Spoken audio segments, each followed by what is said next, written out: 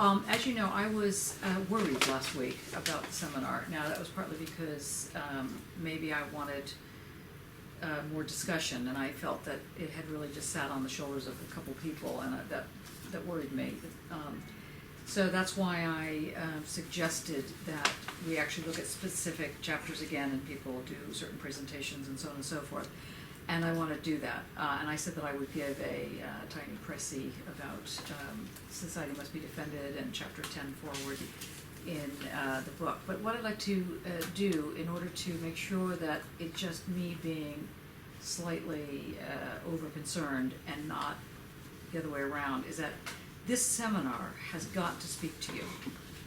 If it doesn't, we're not doing something right. So if there's too much silence, whether or not one wants to be, and I'm not saying you should speak if you have nothing to say, so don't get me wrong, I'm not into the fill the void just to fill it, but these are complex things that we're dealing with, this method.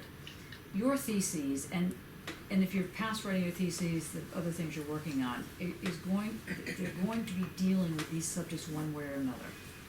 And I think it's really vital that we figure out the kind of work you want to see happening. Otherwise, we're just wasting everybody's time, each other's, and this and that, and believe me, I have a zillion things I can be doing other than this, though I love this. So I'm not in any way being grumpy. I'm just saying it's something I really need to know because we've got to get it more or less right. So I'm guessing that the problem with the perceived problem that I felt last week and for a couple of weeks now is that there's a bit of rudderlessness going on here. People don't really know what's going on. People are trying to do the reading, but they're not sure how to do the reading, or they do the reading and then they can't remember what they've done in the reading and stuff like that. Or they do it and they have no idea what this has to do with anything, any one of those combinations. And so I thought, I would like to make a suggestion if today's seminar is, if today's seminar doesn't work for you, which is that, because you can only have so many seminars in a row not cooking, and then you got to figure out what's the matter. So first of all, is my perception correct? Feels like a struggle at times. It feels like a struggle, yeah. Yeah, everybody? But it's a productive struggle. I enjoy the struggle. Okay. That's precisely what it's saying in chapter 11. Yes, it is actually. Yes, it is. It's true. It is a struggle. But there's struggle and there's struggle. There's struggle about really trying to get your head around it, and there's struggle because you're trying to stay awake. There's two different forms of struggle. You're trying to stay focused. The latter is not acceptable in the PhD seminar. It's just not. It's struggling and not knowing where you are and being lost and being found and then being lost again. That's absolutely fine. That's perfect. But being bored is not. So that's what I'm. Just boring.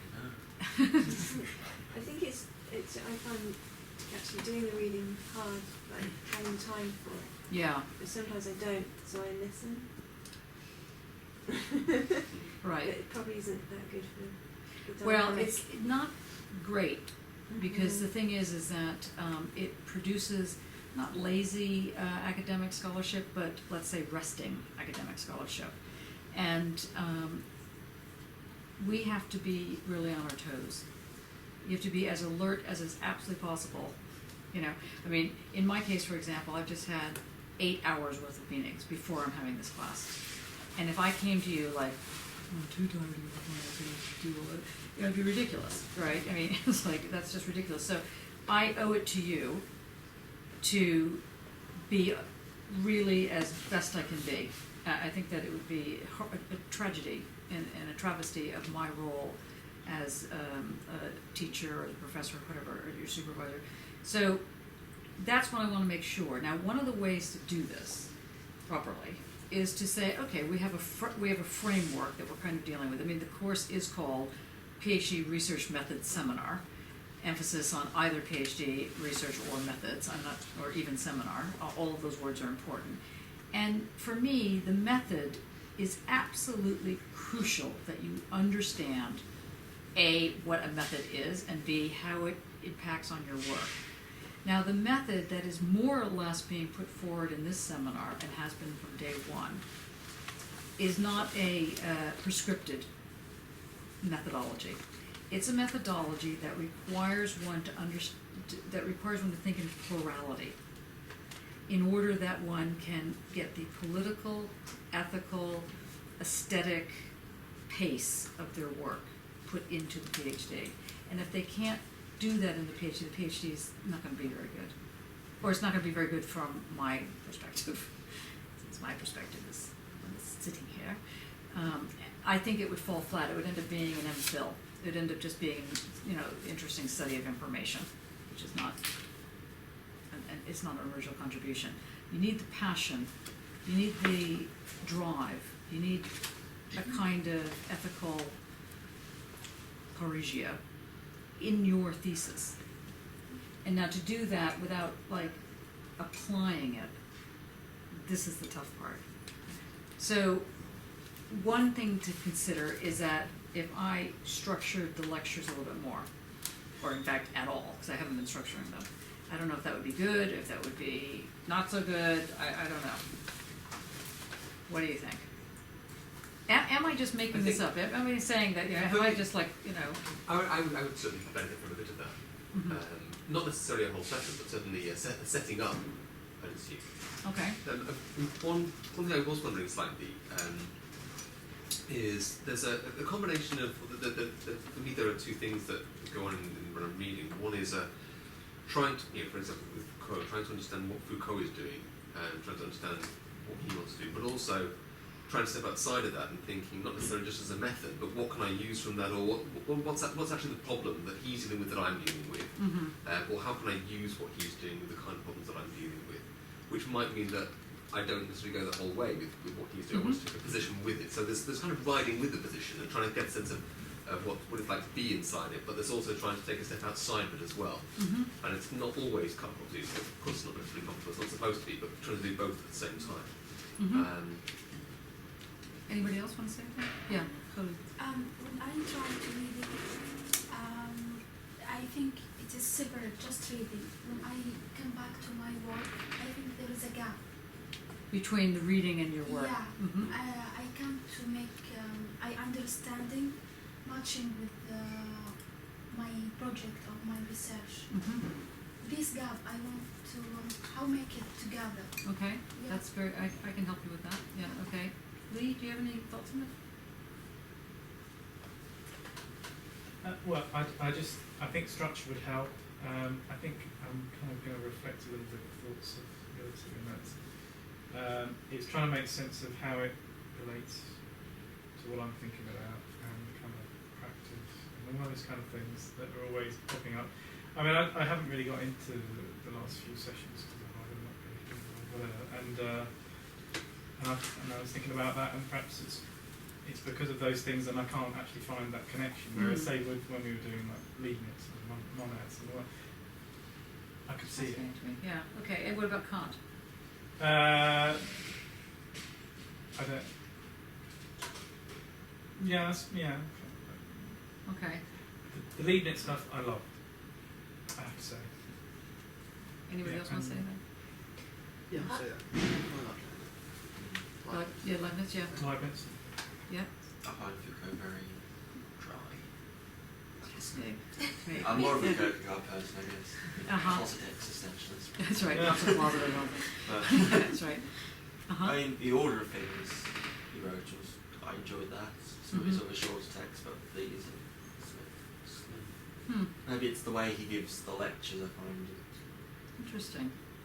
Chris, what do you think? Obviously, as I was saying last week, what you actually learn in philosophy, you do tend to sort of focus, and this has been slightly outside what I've done, but I'm actually really enjoying it, and some of these ideas about parrhesia is actually, I think, is really relevant to us as artists. And I think that is, what I've been taking away, so I'm going away and sort of thinking, well, how does this work in my art practice? And I think it's been really valuable for that. And last week's lecture, I actually thought was very good. It actually brought me back to the research I've been doing on borders and horizons. And through last week, I've actually been able to actually continue it, which I was actually a bit stuck.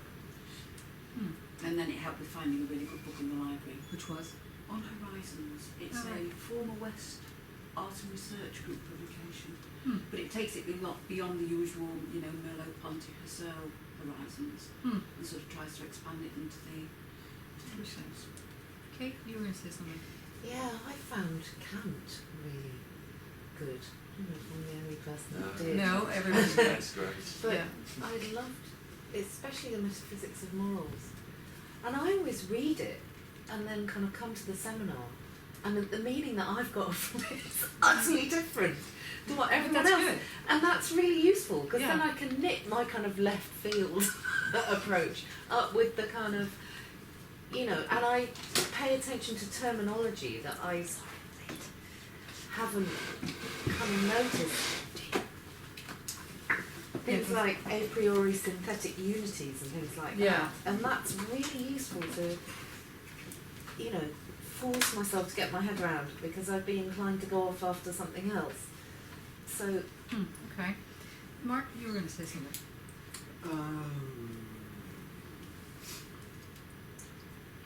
I don't have to worry about Foucault because I find it kind of inhabits me when I go back to my space or my place in the south. And I say, greetings from the Midlands. You know, Christmas has arrived with a bang last Wednesday. It's full on, isn't it?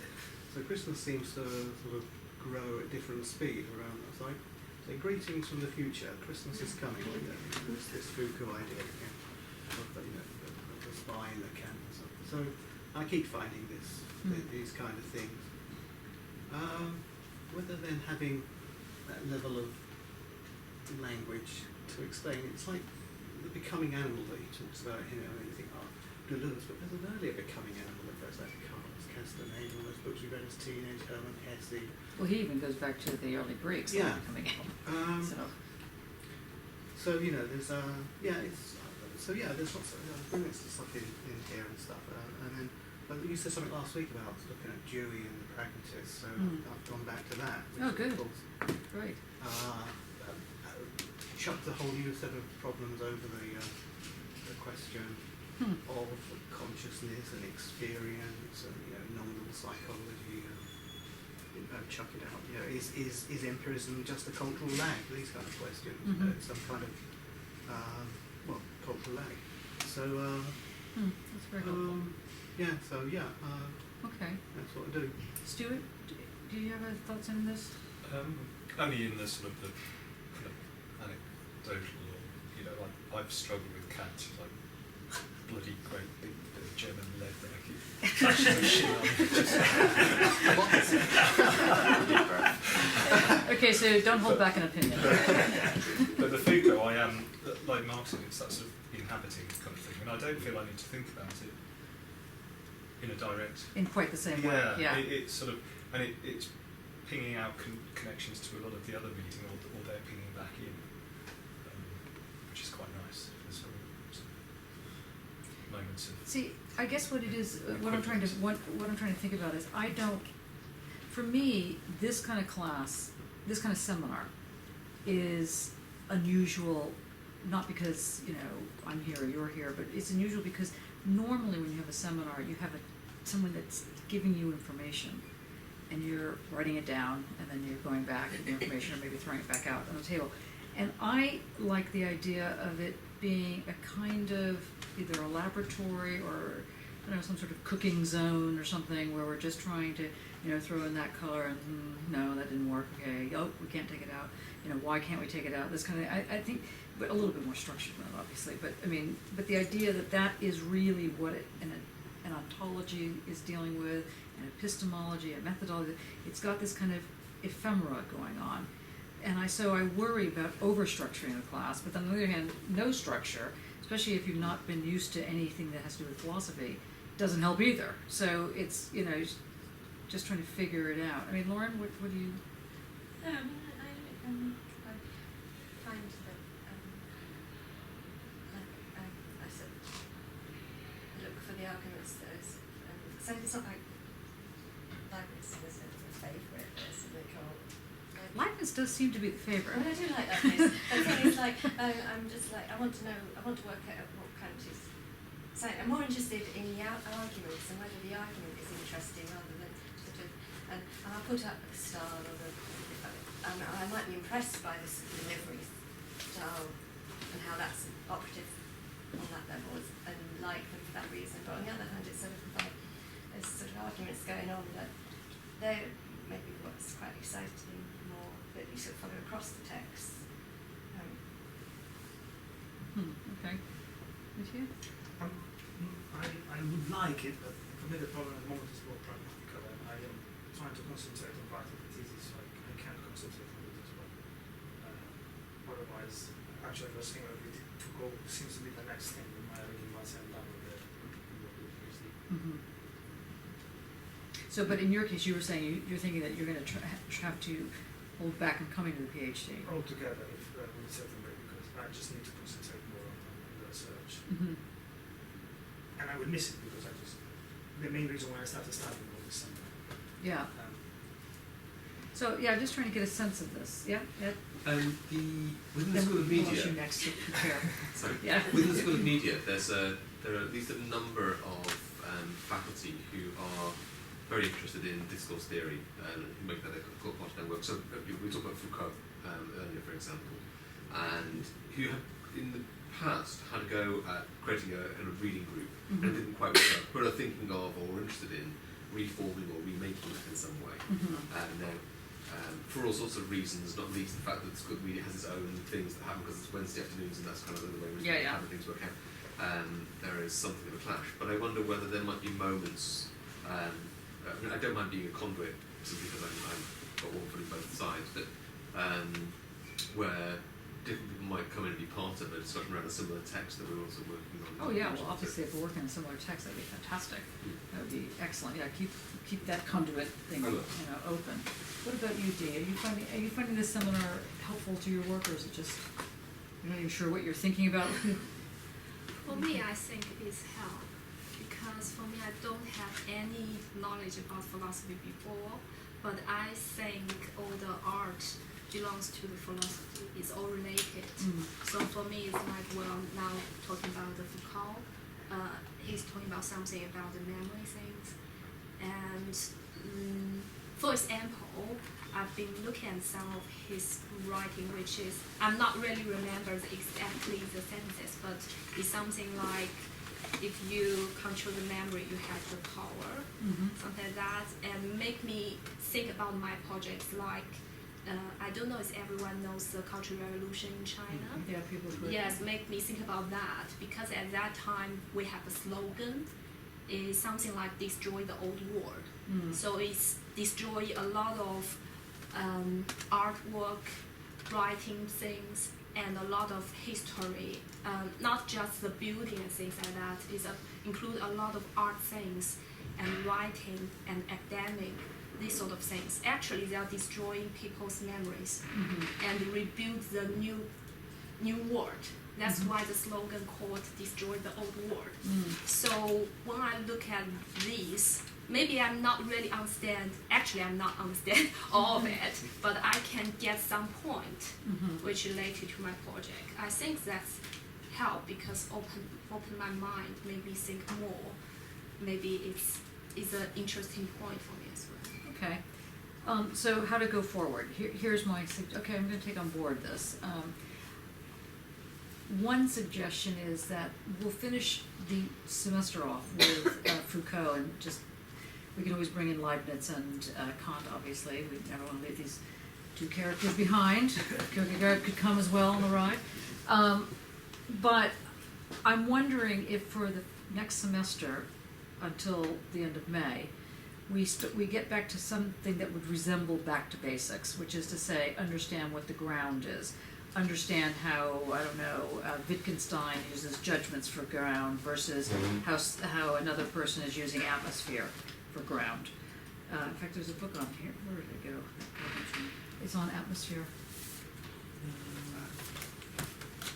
Yeah, if you just pass it around, that's a book that I'm not sure. I just got it in the post today. Atmosphere, aesthetics of emotional spaces, the aesthetics of emotional spaces, which could be interesting. So the basic point is that I think that one needs a thorough grounding, by which I mean dumping in the water and figuring out what you're doing with it, in something that would be called an epistemology or the lighter form, or like, let's say, a pathway, a method of some sort, where you have a sense that the kind of information you grasp and the kind of things that you play with have a reason, not a reason in the capital R sense, but have a way in which you can go forward. Otherwise, your work is not going to be any better or any different than anything else you've ever done, which maybe is fantastic, but might not be as fantastic as all that. And you need to think that through. And so what I was going to do today was to give a kind of minor framework of why the cynicism makes sense, and why it has to do with being on the left, what it has to do with the stylistics of existence, and what does that have to do with this kind of positionality that isn't really a position. That's what he's talking about. I'm not sure if you got that out of the book, or out of the last few lectures, but it leads right into society must be defended. Now, does that help you, or is that a good idea? Should we do Wittgenstein on color next time? Should we do... I need to know. You need to know. What would you like to do? Sounds good. Sounds good. And I'd like to, I started this society in Yeah, credits. we'll- I would we'll- have read more at my next week. Yeah, If you we'll do that. We'll continue with that. You know, I'd revisit Groundless Grounds for doing stuff. Yeah, that's what I was thinking. We could visit groundless grounds, and instead of emphasizing Heidegger as we did, we could emphasize Wittgenstein on that. The thing is that I really want to get the sensuous in here. And I really think that we keep missing it. Somehow it just seems goes off, and that's... The British. Actually, no. Actually. Some of the British. That's right. Is it the problem, actually, I think it is problem inherent to the image of, it's a double fold, or a double problem. Is a problem inherent to the image of art, so that if art is the sensuous, all that Bryce thinks about it is the non-sensuous, the rational, the inspired. So we are somehow grappling with the fact or the problem that we have to look not straight at art in order to get what we want. Right. It is not art's fault, it is the paradigm. Yes, I agree with that. No, I don't think you can look at this thing. I don't even know what it is to look at art No, but at this I mean, point. all that falls under the umbrella of Yeah. the nuance, the boundary. In one way or another, it is still identified with the sensual, the body, the matter. Therefore, everything else is not that, and assumes for itself the rational, the language, the transparent, the descriptive role. And finding some reflection upon this problem doesn't seem to happen in the reflection around art. Interesting. Mark? Oh, sorry. Poke me out. Joe, did you want to say anything? Not right now, okay. All right, let's just jump in. I think you're right, Mattia, but I think I'd like to, in society must be, so I'm going to put out a few remarks here. And I want you to think of them as sort of torchlights, guide lights, as it were, as opposed to positions, and see if that doesn't help you a little bit better. To see what's important about this. In the Society Must Be Defended, Foucault mentions, in fact in the introduction it's mentioned, that he approaches his lectures, he approaches his teaching, he approaches his work, not his work, he approaches actually literally his lectures and his courses as though he's a researcher. I think that's very important. He's not interested in imparting a position, although clearly a position is being imparted. So the first thing to think to yourself is really what is it to be a researcher? What are you researching?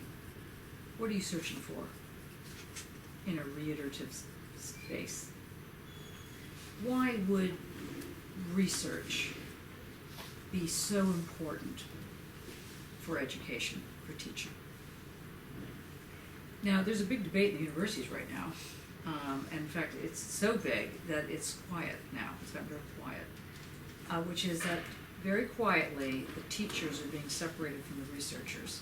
In some places, not as quiet as all that, and with the view that teaching and research should not, the teachers should go teach, and the researchers should go reach, and then that's, and then they sort of, impart knowledge to each other in some sort of osmosis scenario. And Foucault has always argued that that's kind of dividing the baby, the old Saul, King Solomon, King Solomon, with the woman, two women go claiming the child is theirs, each one claims the child's theirs, and he says, well, maybe if I just rip the baby apart and you get half and you get half, it'll be fine. And the woman who is the mother says, no, don't do that, that's crazy. And then he knows who the mother is. Okay, that's a bit, over dramatic. I mean, you think that they would both say that, but anyway. Now, because he makes a point that he comes at the work as a researcher. How do you come to your work? You must at least entertain the idea of coming to this as a researcher.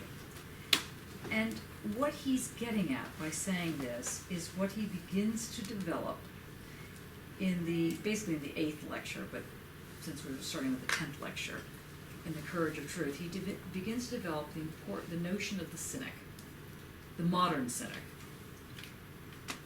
This modern cynic is a researcher who is not in pursuit of the truth, but is in pursuit of not concealing anything. And its unconcealed way of performing is a critical piece. Now, clearly, we've spent months on the concealment of, on aletheia as like having something open, something not open. So, what's he really saying?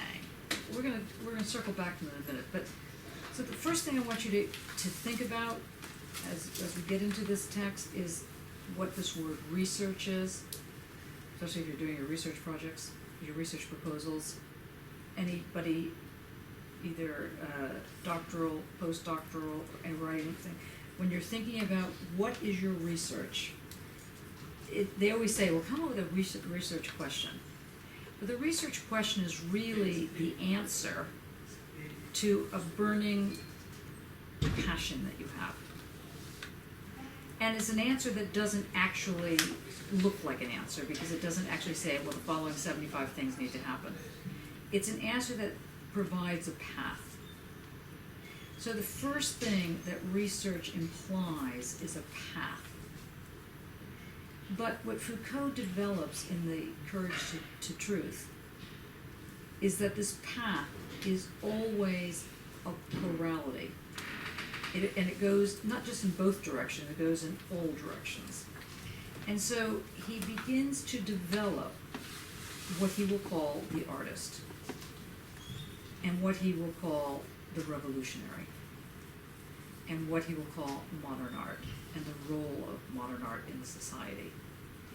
And it is highly political in the sense that he's actually making a stand here.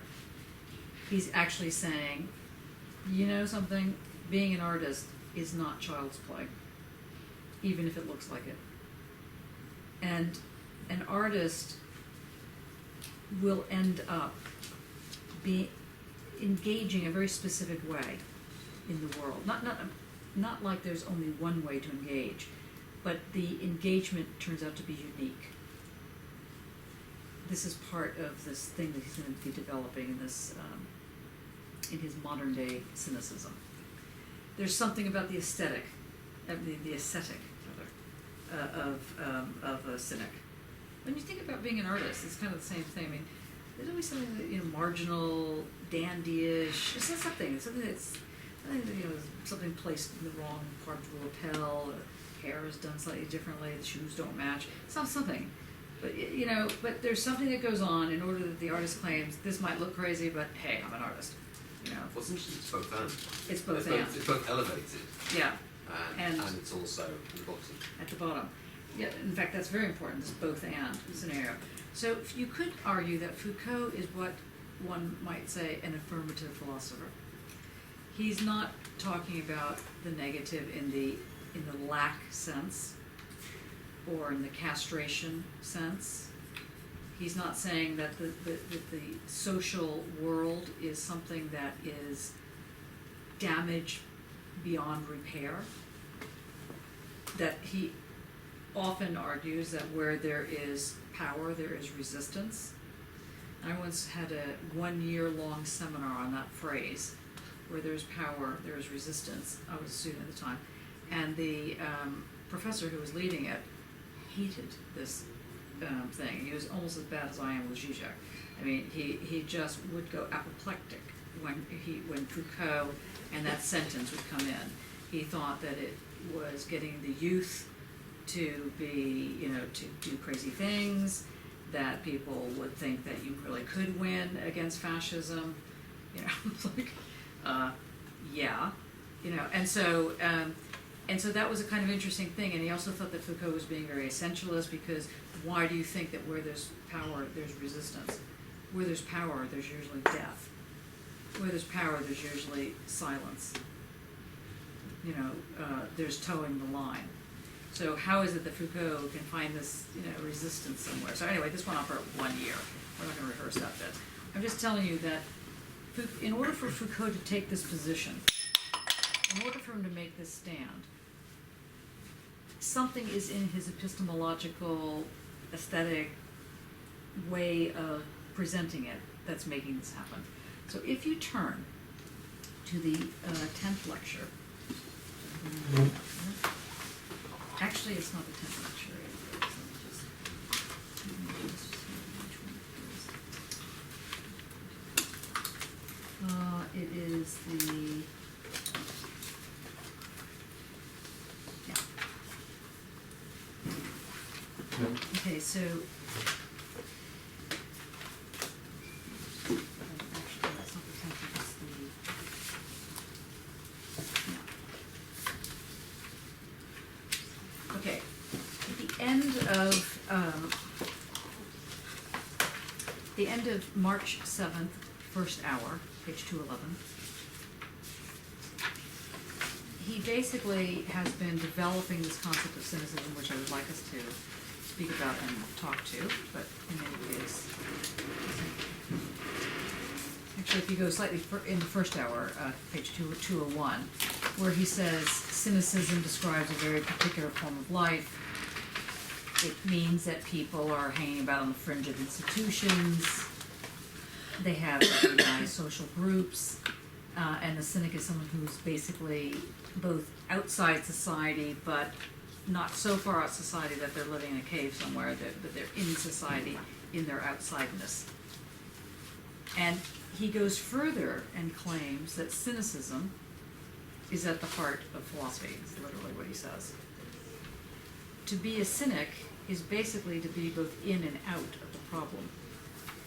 Now, Leibniz makes a very similar argument with the monad. I just want to point these things out. I know that Lauren normally talks about superpositionality as the one key thing, or a key thing. Here is an example of superpositionality as a being, as a human being, as a philosophical being, where one is both taking a position by witnessing and not taking a position by witnessing. One is speaking and not speaking at the same time. So there are these simultaneity moments that are going on of contradictory proportions.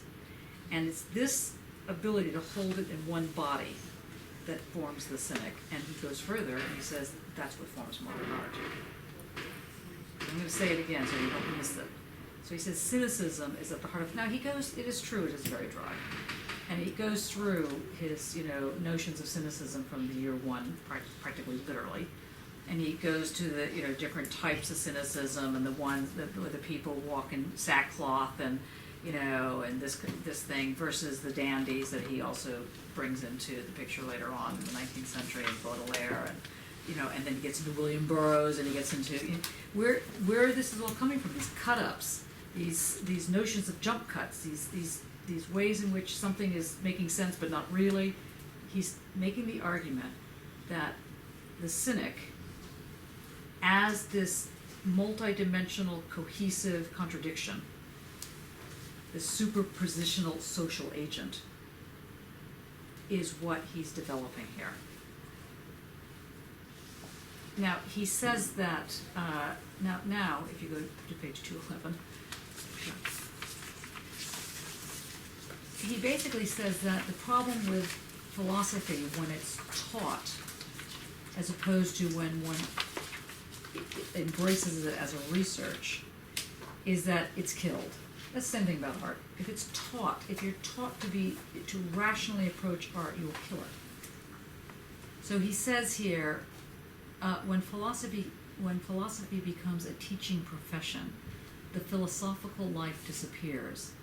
Unless one were to want to recommence this history of the philosophical life, of philosophical heroism, in exactly the same period but in a completely different displaced form, philosophical heroism, philosophical ethics will no longer find a place in the practice of philosophy as a teaching profession, but in that other displaced and transformed form of philosophical life in the political field, the revolutionary life. Exit Faust and enter the revolutionary. Do you see it? It's on page, it's at the end of the first hour, March 7th, 1984. Now, Foucault died June 25th. That's about 4 months later. He knew he was dying when he was writing this. Well, he knew he was ill. I don't know.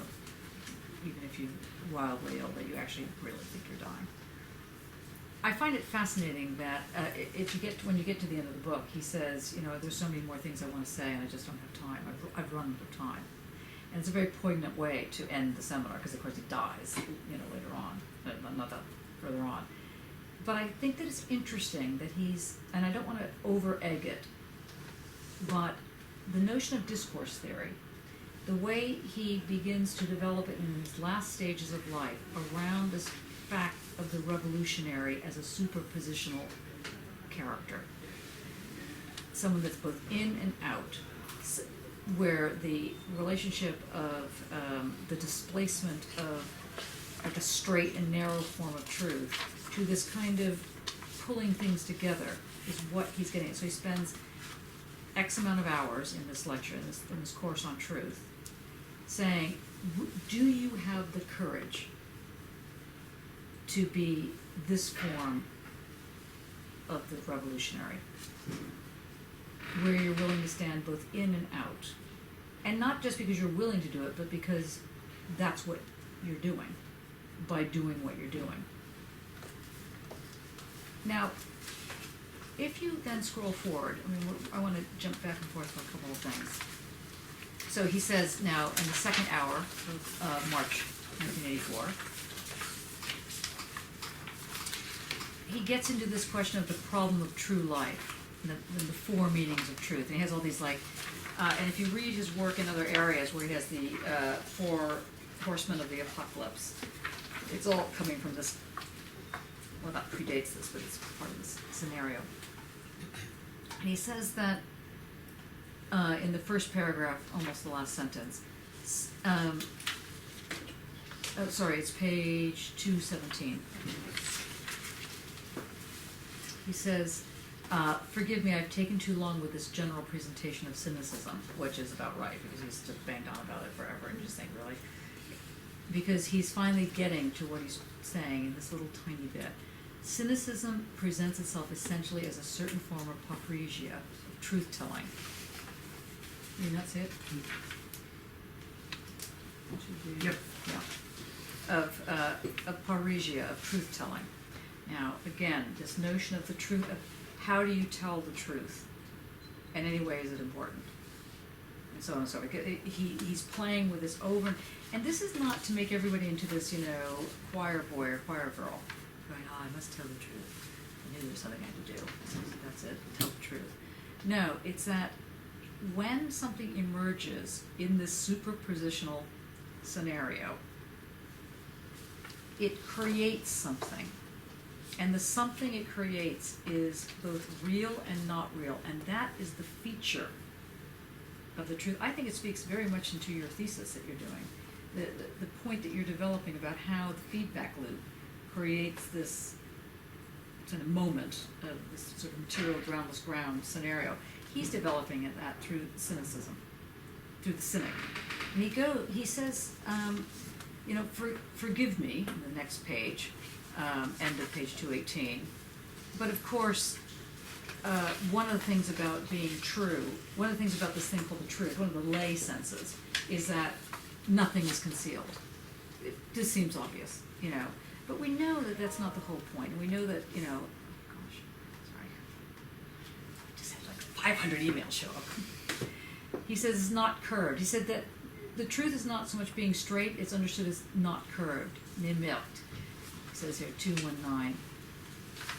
It means it does not deceive, it does not dupe. Now, to not deceive and does not dupe does not necessarily mean that it's a static environment. So he's going to start developing, through this notion of the cynic, through this notion of parrhesia that we've been dealing with, the notion not only of object, but of the art object. For him is one and the same in this sample, in this example. So he says, so he goes through these 4 points around truth. And he's not necessarily accepting it, he's showing you what is the usual way. So if you wanted to look at, I don't know, your work in the food, the relationship of ingredients to the body, you might be looking at it so much like the 4 forms of truth. The straight and narrow, it's saying something very direct, something like this. And he's saying, yes, that's all very important, but it's not going to actually produce the way in which you can both witness what's going on and be a part of what's going on. Because, as you know, if you remember from some point last week or whenever it was, to be properly parrhesia is to not only give something of yourself toward the other person, but the other person gives something back to you. So there's an exchange. Now, he goes on about this exchange, and he basically talks about the Platonic true life. And the Platonic true life is a life that doesn't really bring in the sexual, well, it doesn't bring the sexual at all, it brings in the sensuous. Because the true life for Plato is uncorrupted, is what he calls unalloyed, UNALLOYED, unalloyed life, on page 222. Now, just put that in the back of your mind, because now he's going to shift. He's going to have put on the table the kind of traditional notions of truth. Joe, you teach little kids, right? Yeah, it's in my mind whenever I'm thinking about Yeah. this. And so you're teaching these, that's what I was thinking, Yeah. you're teaching these kids, and you're not going to dupe them. I mean, the whole point of doing the kind of work you do is to actually really teach. So to, quote, really teach means you have to get into their head and at the same time allow them to sort of get into yours. This is the first form of parrhesia. Now, that doesn't mean you have to tell them everything. It means you have to not be untruthful. Just very different. This is what I was thinking, that if you're talking to them and they've done something wrong, it's sort of like, well, okay, you're not telling me lies, but you're not telling me the truth. Yeah. And it's kind of, you have to work around it all the time. Yes. Otherwise you get stuck in this kind of exchange which goes nowhere. Yes. Well, actually, there was I was just in this kind of mad thing, actually. Do people know the artist Sadie Lee or Matthew Stradling? You know their work? They're going to come in May. I was going to have them come earlier, but it got me crazy. Anyway, they both are very well-known painters. Obviously not that well-known, I don't know who they are, but anyway, they're relatively well-known painters, and they've, like Sadie just won one of the major, well, not just one, but a year or two ago, won the National Portrait Gallery Award for painting, and stuff like that. So they've been in the thing. Anyway, they did these very sexually explicit paintings, and I was the chair on this discussion. And it was all on myths and this and that, and the discussion was going nowhere. I thought I was going to throw myself off a bridge of a week of being obviously involved in discussions that I thought were just very quiet. I was thinking, I can't believe this is Friday. I was like, oh my God, again, Anyway, and so I said, well, does anybody have a notion of how to tell the truth about your sex life? Because these are very sexually explicit paintings, and they're all done in some sort of a quote to Bouchard, or a quote to whatever, to various paintings of the 19th century. And so Sadie told the following story, which I thought was quite interesting. When she was a young kid, I think she was 11, maybe 12, she lived in a very poor housing estate, and she found in the back of the Argos parking lot porn magazines that were sort of rolled up and stuffed into little crevices, and one of them was a lesbian porn magazine, and she had never seen this before. She was like really taken aback. She was looking at this and thought it was very interesting, and didn't think to herself, this is what men are doing to women. None of this, because she was 11 for one thing, and she thought, this speaks to me. So she took the magazine, she brought it home, and she put it under her bed. Her mother was cleaning her room, and her mother found this magazine and immediately called her and her brother, who was 6, into the room and threw the magazine down. Now the brother had never seen this magazine and was like, what is this? And the mother was so furious. She said, which one of you, who owns this magazine? And I want you to say who owns it. And they knew that whoever fessed up to who owned it was going to get slaughtered by the mother. Okay, so they both stayed very quiet. And so the mother, being very understanding and trying to get understanding but angry, said, okay, I'm going to leave you two to figure out whose magazine this is. And when I come back, I want you to tell me who this is. And she said her 6-year-old brother turned to her and said, I don't understand this magazine, but I do understand that you're going to get in more trouble than me if you admit to having this. So I will tell Mom that it's mine. And I will get in trouble, but not in the same level of trouble as you. And that's exactly what happened. She said she was so amazed. She said to this day, she's like 40 now. She said to this day, she remembers this moment because what he did was he basically saved her life. She would have been thrown out of the house. It would have been a complete and utter disaster. Instead, what happened was he got, sort of no dinner because he had not only had the magazine, but had hidden it in his sister's room, this kind of thing, and tried to blame it on her, right? And so he got sort of in trouble for that, but it wasn't so bad because he was a boy. It was okay. He was looking at these girls, this kind of thing. Now, she said, which part of this was the lie? Was the lie the fact that my brother took the rap for me? Or was the lie the fact that I could not say anything? Or was the lie the whole story? Now, it's the same thing I throw out to you. Your work is doing exactly the same thing. Which part of it's the lie? Maybe it's easier to understand it than which part of it's the truth. Truth is always a bit boring. So, or to put it slightly differently, do you think that child, assuming that the story is true, which I think it was true, I mean, there was not a dry eye in the house when she told it, let me tell you. It was like, really, it was like, wow. Do you think that that child, the boy child, was telling a lie?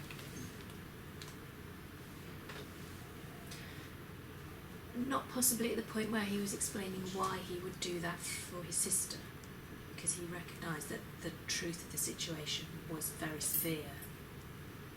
If he didn't, then tell a different story. Okay. I see because the boy reacts to reacts to what is already laid on the table by the mother first action. And what is laid on the table? The, What's he actually reacting to? well, not only that the whole magazine is not allowed, but it would be much more not allowed if it had been the sisters. Right. They felt that. And that, so that's so important. So that's the first truth that's getting put out. Okay, go on. So the four, I mean, according to what Foucault seems to say in his text, is because the whole establishing of truth is relational, then he's already playing with what has come out. There isn't an external reference point. Right. And in this sense, it makes perfect sense. For magazine is must be because that's the way things go. Anybody else have a comment on it? Dane, do you have thought on it?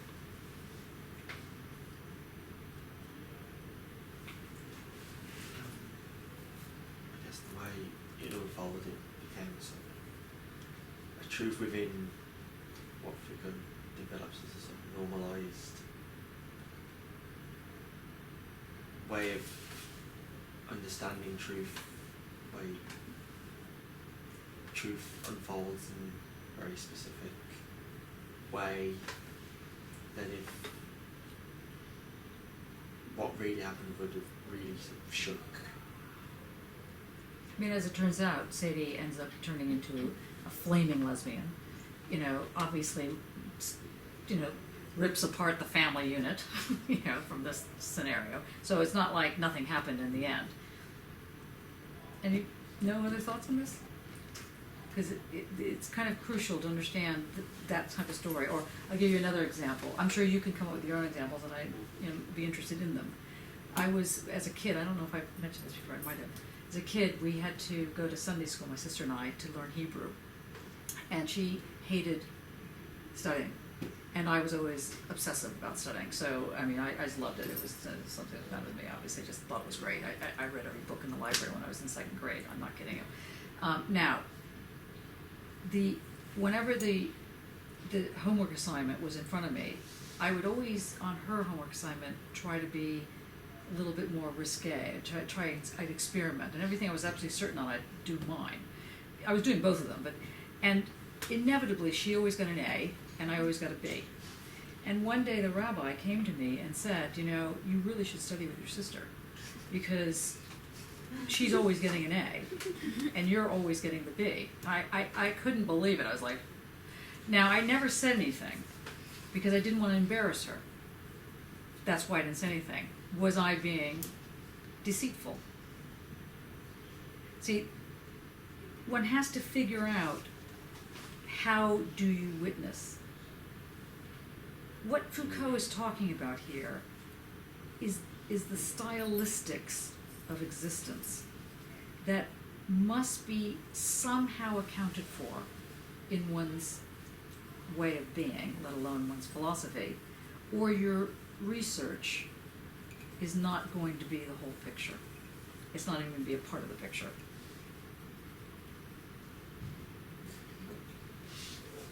Is there something to do with also learning is not necessarily right in the right way. What is it? Learning, having being able to feel when it is right to speak and when it is better to listen. Because there is, I hear in these both equally present, an aesthetic and a political side. And what's the aesthetic and what's the political side?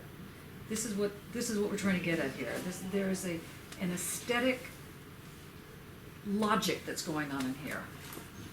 What is it? Well, I would get it since more intuitive, but what comes out from what your example or page of Foucault is that one, well, to be in sync with Dave, one has to feel in tune with with what is happening in order to be able to position oneself in it. and then act. So this is a completely different kind of truth than true, false, vertical. Then truth in Logic this tree, logic yes. sense. So it is a distributive position where true and remaining afloat are the same thing, or are the two sides of the same. The same to remain afloat, to remain winning through it. This is why I say it's political, because one has to, at the same time, realize what are the dimensions of the game, and therefore how to win it, and not to be squashed by it. Or how not to be squashed by it. Yeah. You might not win it, but Yeah. yeah, Ed? Can I offer you a kind of Zizekian turn on the Of story? course. Which would be What would we do without Zizek? This is what I want Well, to know, yes. no, but you could say in that situation, I mean, as a parent of a 10-year-old daughter and a 7-year-old son, so not too different. If I found that in my daughter's bedroom, I would know damn well that my daughter had it, Right. but I might put it on the floor as a way of, in a sense, looking for a way out, and offer it to both of them. And in a sense, it's not necessarily that a lie was told in order to get around it, but actually both know the truth, and this is a way of, in a sense, being able to deal with it, because as well as the boy knowing that he's not going to get punished in the same way, the parent knows that she isn't going to punish the boy in the same way that she's going to punish the girl, and allowing them to deal with it so that they offer back to her what she doesn't then have to follow through in the way that she would otherwise do. Exactly. And why is that Zizekian? It's exactly the kind of manoeuvre that he makes when he's turning around arguments. It happens all the time, the way in which he presents things. But anyway, that's and you could say the same in the case of the rabbi. He knows you're reading through all the Actually, all in the his stuff. case, he really didn't know. Okay. It was very sad. It was pathetic. He was an idiot. Anyway, I'm still wounded by that years later. Okay. Can I offer another story back? Because it's something Yeah. I'm dealing with at the moment. It's absolutely about what you say and what you don't say. Wait, before you do that, just Sorry, to emphasize what Ed is saying here, is that, and also carrying on, pardon me, from what Matteo was saying, there's a distributive sense of truth. Just write that down. A constellatory sense of truth. Hence, one of the things about Foucault saying that where there is power, there's resistance, isn't because he was thinking of resistance as the not side of power. It's because he's thinking of truth as distributive. And it's really critical what you're saying here. Absolutely vital. And this is, and for, like, Dane, for your work in particular, Stuart and Mattia, now maybe others as well, and actually probably Lawrence as well, this constellation, which a lot of you have gone to complexity theory and to monads and so on to try and deal with, what he's doing here is he's infusing it with the political. And he's infusing the political with the aesthetic. And he's infusing the aesthetic with the ethical. And it's all in a circulation. It's in a distributive circulation. Okay, now we'll do you. Okay. So I do various things for free. One of them is I'm on a programming committee of a little festival in essentially it's a lovely little village. It's a posh little village basically, about 5 miles from where I live. But it's been doing work which includes contemporary music for about the last 50 odd years, entirely voluntary run. Anyway, one of the programs that I proposed and that I'm basically running ahead with is for a performance next October, is based around the music of an American composer called Morton Feldman. Oh yeah. Okay, so That's great. died in 1987, really key seminal figure in American experimental music. I thought this would be interesting, partly because also one of the other people involved is Howard Skempton, who's at the Conservatoire, who knew Feldman and was close to very interested in his work, but also John Tilbury, who's one of the more radical left musicians in the country. Gets into slightly silly positions sometimes. Anyway, he's very close to Feldman as well as an interpreter. And so they're going to come and play some of his work and various other things as well. Now, on my Facebook feed a few days ago, I got a post from a friend who was posting up the Twitter feed from someone called Bonita Marcus. Now, Bonita Marcus was a student of Feldman's in the late 70s, early 80s, and Wikipedia would say that she and he were inseparable for about the 60s and the 80s, the time about when he died. And in fact, his most performed piece worldwide is a piece called For Benito Marcus. Her Twitter feed, the reason why this was coming on Facebook is because friends were worried that she should be on suicide watch.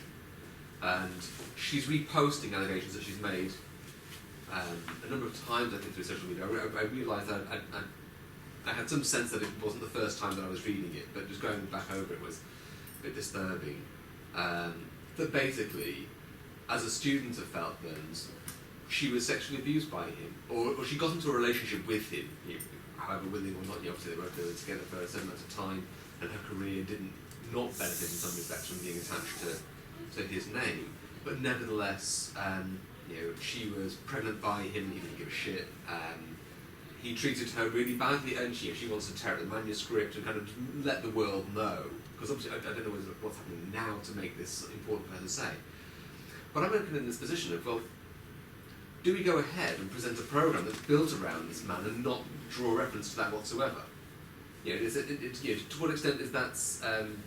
It doesn't feel like something that I can do to kind of go ahead and make a feature of a composer's music when that's very much a living issue.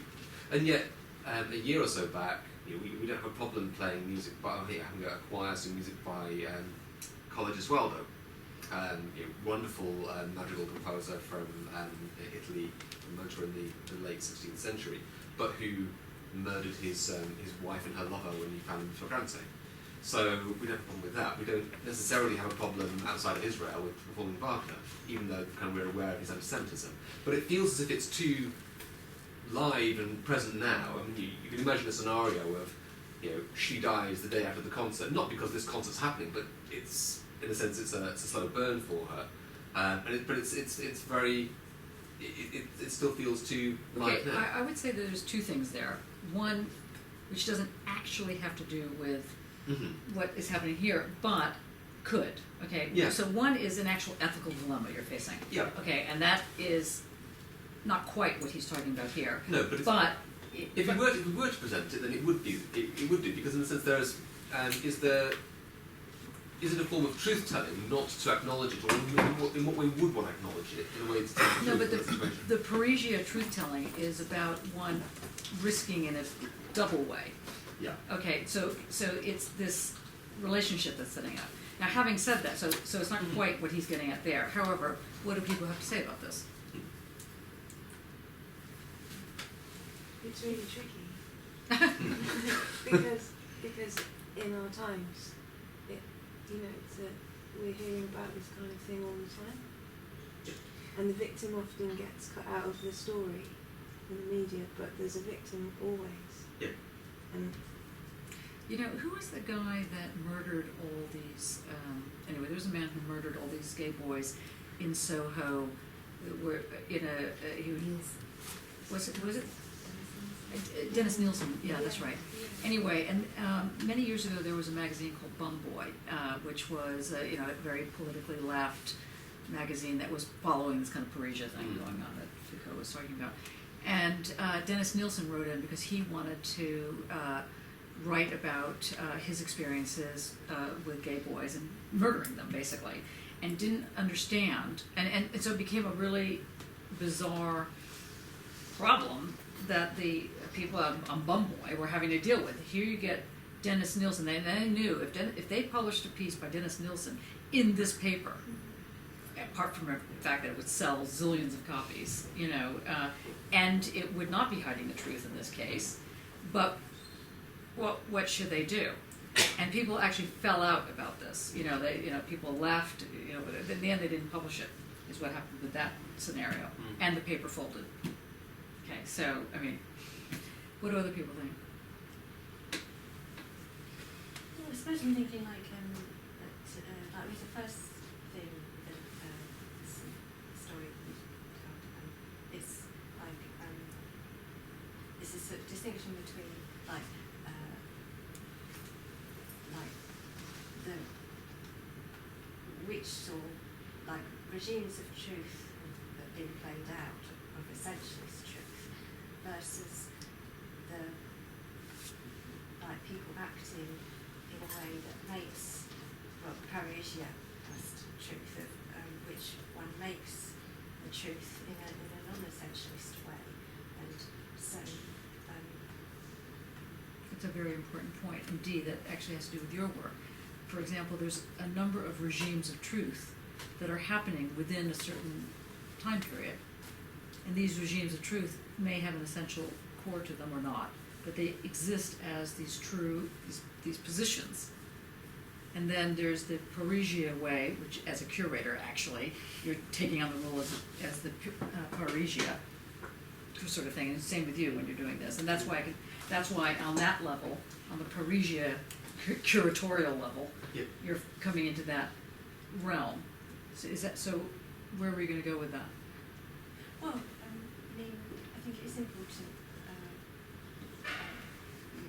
You're not kind of sort of saying, like, for you, I mean, you're not saying, oh, that's over there, we're only going to deal with this sort of kind of like straightforward situation or something. We're going to sort of struggle with this whole sort of non-essentialist truth, and we're going to sort of make, the way we're going to proceed is going to be in response to that. It won't like make an essentialist truth out of it, whatever decisions you come to, but there's sort of like decisions that can be made that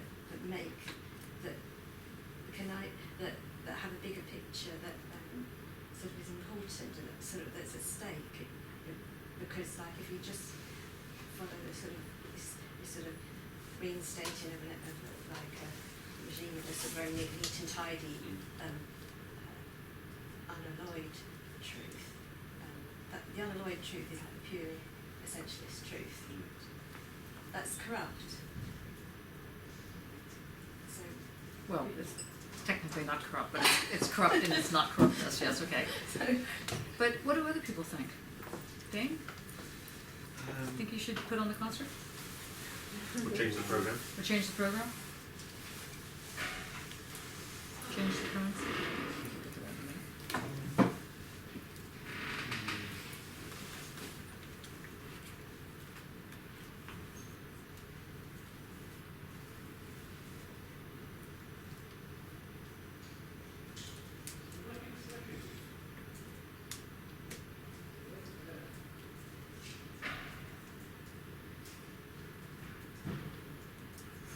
Okay. It's interesting because there's the social perspective always seems so, it can get things so wrong. Society cannot see. Which is the social perspective on this? Well, it's the one that's put into words. There's the physicality, what's going on a bodily level. The little girls looking at lesbian porn and being turned on by it, and that's the physical, reaction. And then there's how do words kind of account for that, or how do they cover it? And that they can never actually cover it, but they can get it completely wrong, or they can align with physicality. Okay, but so It seems to me the answer to this contagious question when, is when it aligns to physicality, and you do both. You put on the thing and you let it be known. I think. well, see, in the case of Wagner, for example, people Yeah. know that he's anti-Semite. Yeah. So it's a kind of a position that you don't have to say anything because it's already known. Yeah. So this is another aspect of it. But Chris, were you going to say anything? Yeah, I suppose I was. And- It's all like all we're talking about is one version of the truth. Okay. I mean, what did your sister think? She was thrilled I was doing her homework. Well, yes, obviously, but when, with the comments, how did she react to the comments that you should? No reaction. I'm not saying that our side, for it, using the word loosely, our side is wrong or right, but it is, you've got to remember it's an exchange. It's an And exchange. too often this exchange is not happening. I mean, could he not ask your musician what you think? Oh, I did. He says, if I had to think about the morals of a lot of the people that I play, there'd be so much that I wouldn't play. In a sense, he's very much for a separation. Now, there are other. I know all three musicians, so I'm going to talk to the others as well. I'm just going to sense from them. But my inclination is it's too current. there's something about a passage of time in which it's not necessarily my job in presenting a concept, certainly in this context, to make a public point of that personal relationship and what his abusive role in that relationship, but that will be part of his work in due course. Once it's settled down, I don't think it's the role of the concert or this particular concert to perform that role, but I can't not take that into consideration as something that is apparent. So in a sense, I'm on one level I'm dodging the issue by not dealing, by not presenting it. But I just think that by presenting it and not, I've only got two choices, and I either deal with it, in which case it's an odd forum in which to deal with that, or I don't deal with it, in which case I feel as if I'm neglecting a really important point of truth. So are you still having some of his music? Like, is that one piece of music that's in question, or is it he's not being brought over? His work is not going to be performed.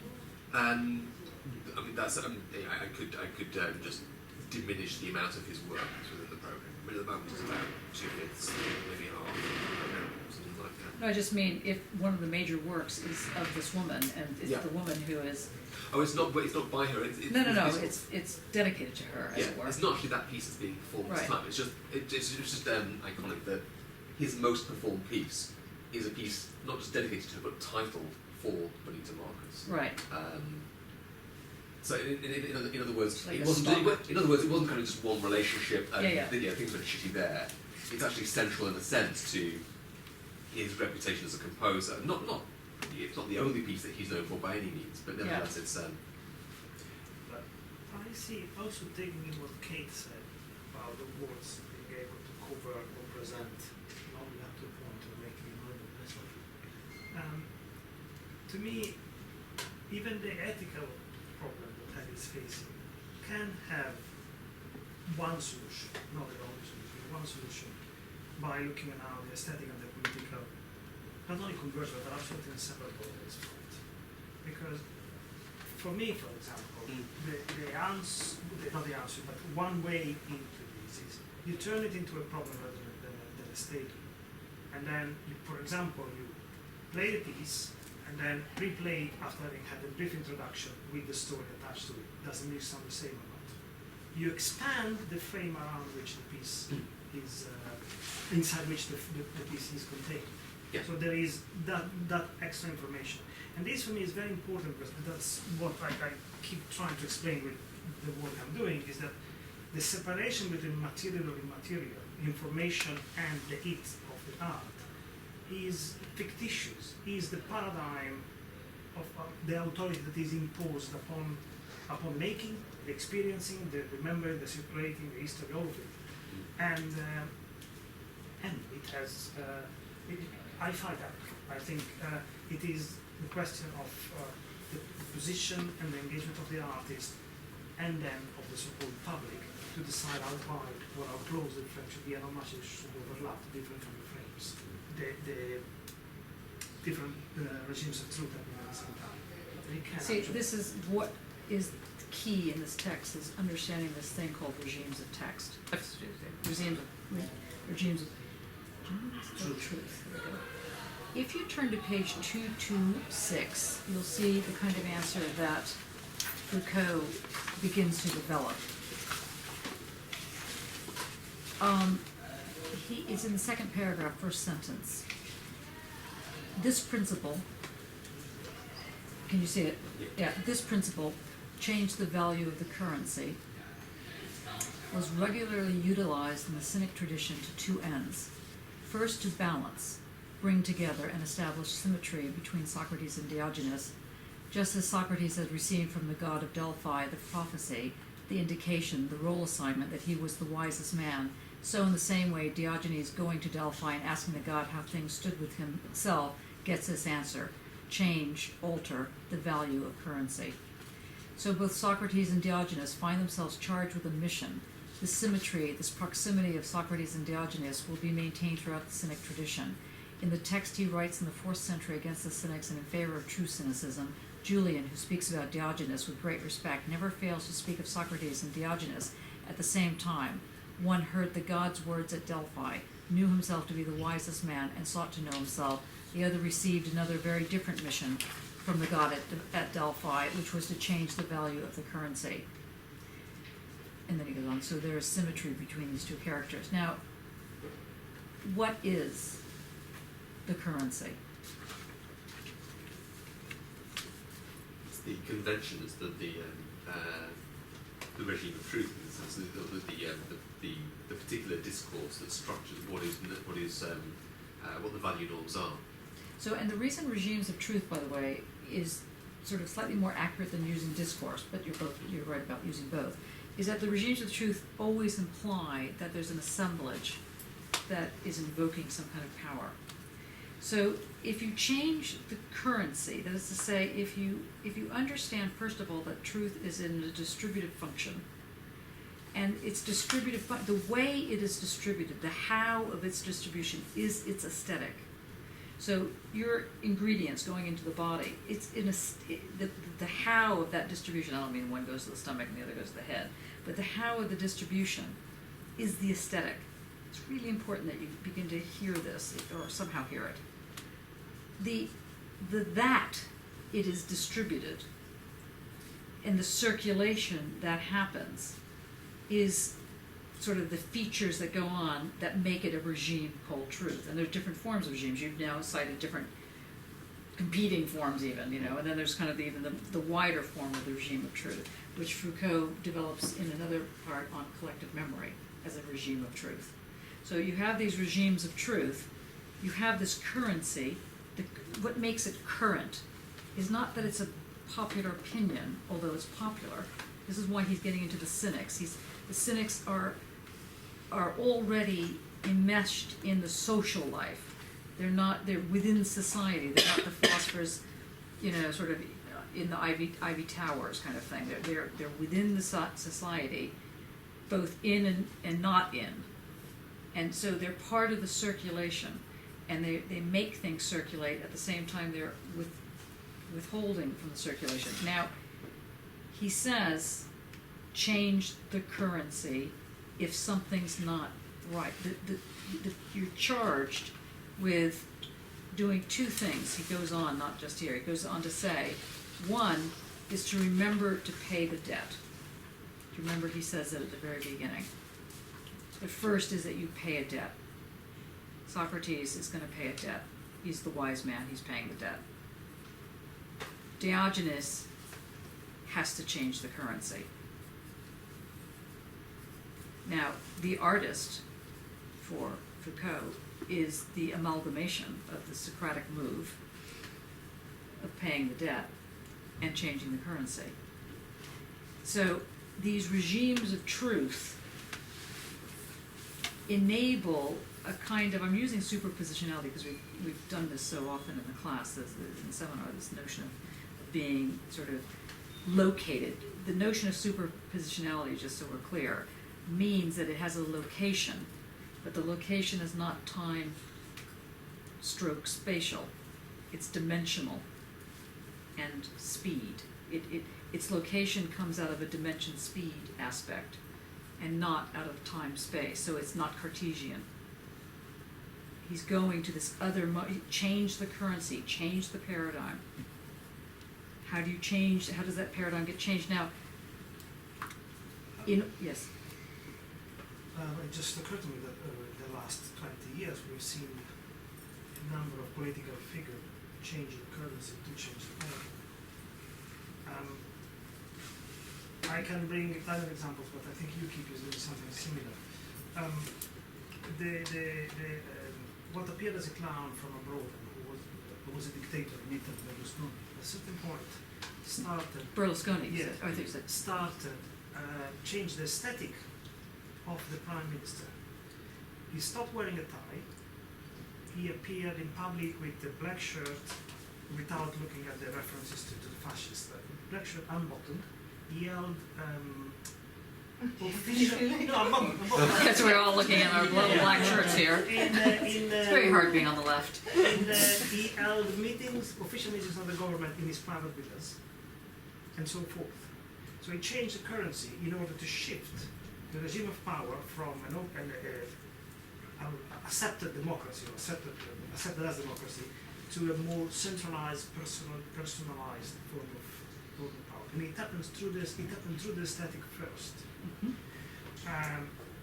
Farage, with his funny laugh and the pant always in his hands in all the pictures that are presented, are the same thing. He presents his image, before the image of the allegedly old behind, as this domestic, localized, safe, old-fashioned, nostalgic image of the power, which is certainly not the immigrant that is destroyed, but the Williams Corporation. So in this context, what does aesthetic mean? Is it like what you're wearing? Is that the aesthetic? It includes that, it's what I mean. But what is it? It's more than that. I don't want everybody to start, I mean, not that fashion isn't important, it's all very important, but what does it really mean with this? It's, in this case, is also the physical distribution. I brought up examples that are very materialistic, No, it's very tangible, and in this sense, the aesthetic is also very tangible. When I think of aesthetics here, I really think of how things give themselves to presence. Presence, yes. And that's why the fashion, as it were, matters. It makes a material moment happen. I mean, this was certainly part of the whole gay movement, male and female. I mean, what did a lesbian look like? I mean, most people thought lesbians looked like lumberjacks, out of the 1950s. And that was even if, and in the 1850s, the famous thing that lesbians didn't exist, et cetera, quoted from Victoria, she was completely amazed. She couldn't believe that this was even a possibility. So there was a whole movement within the movement to invent lesbians. That wasn't to say that women weren't having sex with each other. It was simply to say that it hadn't been invented yet as this thing called a lesbian. Now, then when it got invented, it started out with bad haircuts, the lumberjack outfits, the so-called butch scenario. Then there were the lipstick lesbians. This became another whole group, and the same thing you could say with gay men. First there was the dandy, the sort of fairy version. Then there was the radical. Then it turned into radical fairy as opposed to fairy. Then it turned into punk fairy. Then it turned into butch fairy. Then it turned into just butch. Then it turned into muscle man. And it's pretty impressive actually. And and I would say the same thing has happened in a lot of the fundamentalist religions, like Khalid, you would probably have a lot to say about this, about, when women were starting to be asked to wear the veil. It changed the currency. You start doing that, and something else happens. And the question is, and it's very obvious that it's happening. It's not like someone sat up and goes, I think we need a different fashion moment, let me think here. It doesn't happen at that level. It happens at this because it's always a negotiation that's going on. And the Parisians can read it because they too are putting themselves into it. That's why, in a certain sense, you are being the Parisians. You're putting yourself into the situation. Now, to me, one of the answers would be, well, change the currency. There is a way to solve this problem, but it means that you must accept what'll happen, what'll inevitably happen, if you choose one way versus another. That is the problem of the Parisians. You simply have to accept that something is going to happen, and any way you look at it is not going to be good. Right? So that's the issue. And then the question is, though, depending on what thing happens, depending on how large you want to move this example, but getting into Berlusconi, how do you then create something that would counter that? Nobody has been able to counter that yet. That's how powerful this is. It's a very powerful thing. once one begins to realize how these regimes of truth operate, they're not lies. They're not really even untrue, because they're quite true, but they're not an opinion. They're stronger than opinion. They're less strong than judgment. So the strategies to disrupt, so you sort of work with, there's this power at play, and so you can take the decisiveness, the power we have for this sort of decisiveness, that although we can't control the outcome, can play into disrupting and be a counter. Yes, So that's the sort of important thing, rather than just not just being overrun by it. But there's something else. I mean, we're getting there. There's something more that's involved. We haven't quite gotten to the corruption part.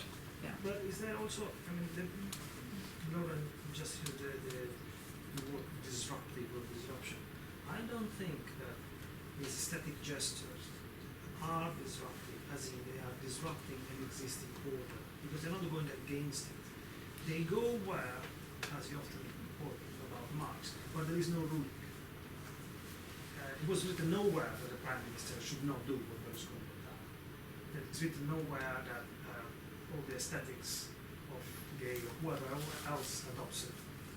But that's precisely why the response cannot be counter to that, because that wouldn't work. One would have to have won the battle already to make a law that forbids doing that. Mm-hmm. So only a sidestep into artistic, doesn't have to be the artist in the gallery, that in the response that works along the equal game on the currency can respond to that. Can you repeat that again? I want to make sure people hear that. So do you Yes, be able to repeat that? Yes, that firstly, these aesthetic changes of currency are not going against something perpendicularly or head on. So in answer to Ed's thing, then you wouldn't go head on. But even the attacker, so to speak, the enemy in this case, does not do something head on. Does something where there is no rule already laid out in an empty space. So expands the aesthetic. So it's not working in, this should be done or can be done and nobody's done it. Expands the aesthetic, first step. Therefore, then taking that and reacting to that cannot be an opposition move. Because in order to do an opposition move, in order to make a law that would impose on to somebody not to do that, one should have already won the battle, would have regained power back. So that's not possible. The only possible action is something that is equally aesthetic, artistic or aesthetic on a broader sense, so that one again steals the show from that aesthetic change back. But again, also this artistic or aesthetic reaction cannot be opposed, which should be another expansion in another direction. Questions on that?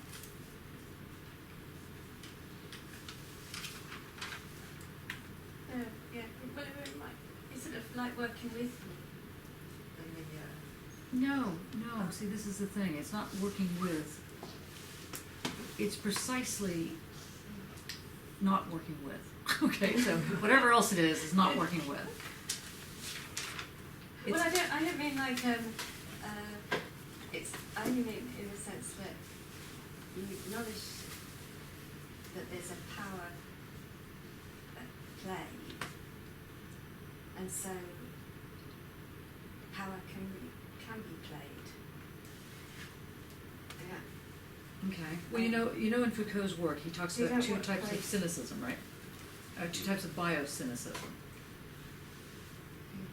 And one of them is the sort of corrupt version, or the one, the curved version, and one of them is the straight and narrow version.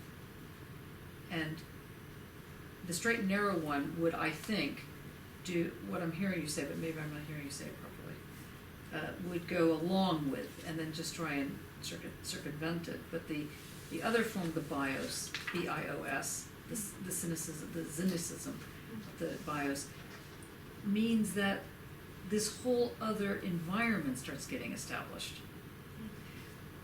Now, Gramsci, bring it into this point, developed what he called the integral state, I-N-T-E-G-R-A-L, integral. And it was basically what he called also the modern prince. The modern prince, well, you know the prince, have you ever heard of the Prince? The book, Machiavelli. Prince? Yeah. Machiavelli wrote in the 1500s. And he wrote two major books. One was called, well, he wrote many things, but the two that people are aware of is called The Discourses, and the other one's called The Prince. And The Prince is dedicated, from Machiavelli, to those who are not in the know. And who was not in the know in the 1400s were basically anybody who spoke Italian. And anyone who spoke Italian tended to be the sort of general population, not the, because it was Latin mainly. Italian was one of the dialects, it wasn't even the major language. Now, in The Prince, he's dedicating this to the Medici family, saying this is what you have to do to rule. You have to be able to rule by, you know, one by man and one by beast, and you have to know when to choose the one and when to choose the other, etc., etc. It's very old. Now, Gramsci borrows this, and he says we need to understand the modern prince. The modern prince is a political party. The modern prince is a political party that that figures out how to take what he calls the organic intellectual, which is different than the traditional intellectual. So the organic intellectual for Gramsci is the Parisiist. So, for example, David Beckham, sadly to say, would be an organic intellectual. Even Nigel Farrar, whatever his name is, he's an organic intellectual. You don't have to be smart to be an organic intellectual. You have to say, or have to be heard as saying, what people perceive to create the social. Beckham does that. Heat magazine does this. Horoscopes do this. So, like I said, organic intellectuals are very funny entities. Then, of course, there's actually the intelligent version of the organic intellectual. Let's say someone like Einstein, who shifts the way in which the world thinks. Okay, something like that. Okay, but your party, your political party, has to be connected to that. Has to be a part of that. Has to be driven by the organic intellectual, and as opposed to the traditional intellectual, which he calls priest and teachers and policemen and people that have a role of being an educator. But anyway, when a political party is not in power, it seeks to create hegemony. H-E-G-E-M-N-O-N-Y, hegemony, or create a power block. And so, for example, the ANC, as a party, is in an integral state form. It's not quite a state. It's not a state. It's a something. Politically, it's forming something. And when it takes on power, it becomes the state, or it can become the state. And in fact, that's one of the tragedies that happened with the ANC, to the degree to which it was tragic. Now, Foucault is making, let's say, not the same argument, but a parallel comment, in the sense that the Parisiist isn't just this individual who walks along like Jesus, and or you see this as like a prophet walking along, and I don't know, without any shoes, and the whole thing. It's a community that becomes the Parisiist.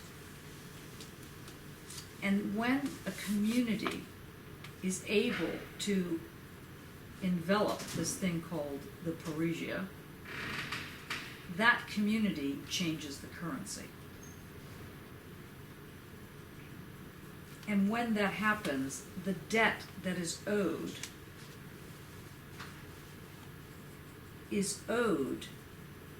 to the fact that the community was able to, quote, heal itself against the forgetting, or against not imagining. So he's talking about a very specific move, an aesthetic move, that brings on a different form of a ground. So he's also pulling on a Heideggerian, a very faint Heideggerian move, where he's swimming parallel to the shore. Remember, some of you don't remember, you weren't in the class when we were doing this, but in the Heideggerian move, when you set up the notion of meaning, there's the small b being and there's the Dasein. And if you're pulled toward Dasein and the Dasein is pulled towards you, in order not to get swallowed up in it, to break away, you cannot swim back, or you cannot pull back because it's very strong. You have to go sideways. If you pull back, it's not going to work. If you go forward, it's not going to work. So what Foucault is developing here is how regimes of truth have their openings, and therefore always have abilities to change if one is willing and able to step up to the plate and change the currency.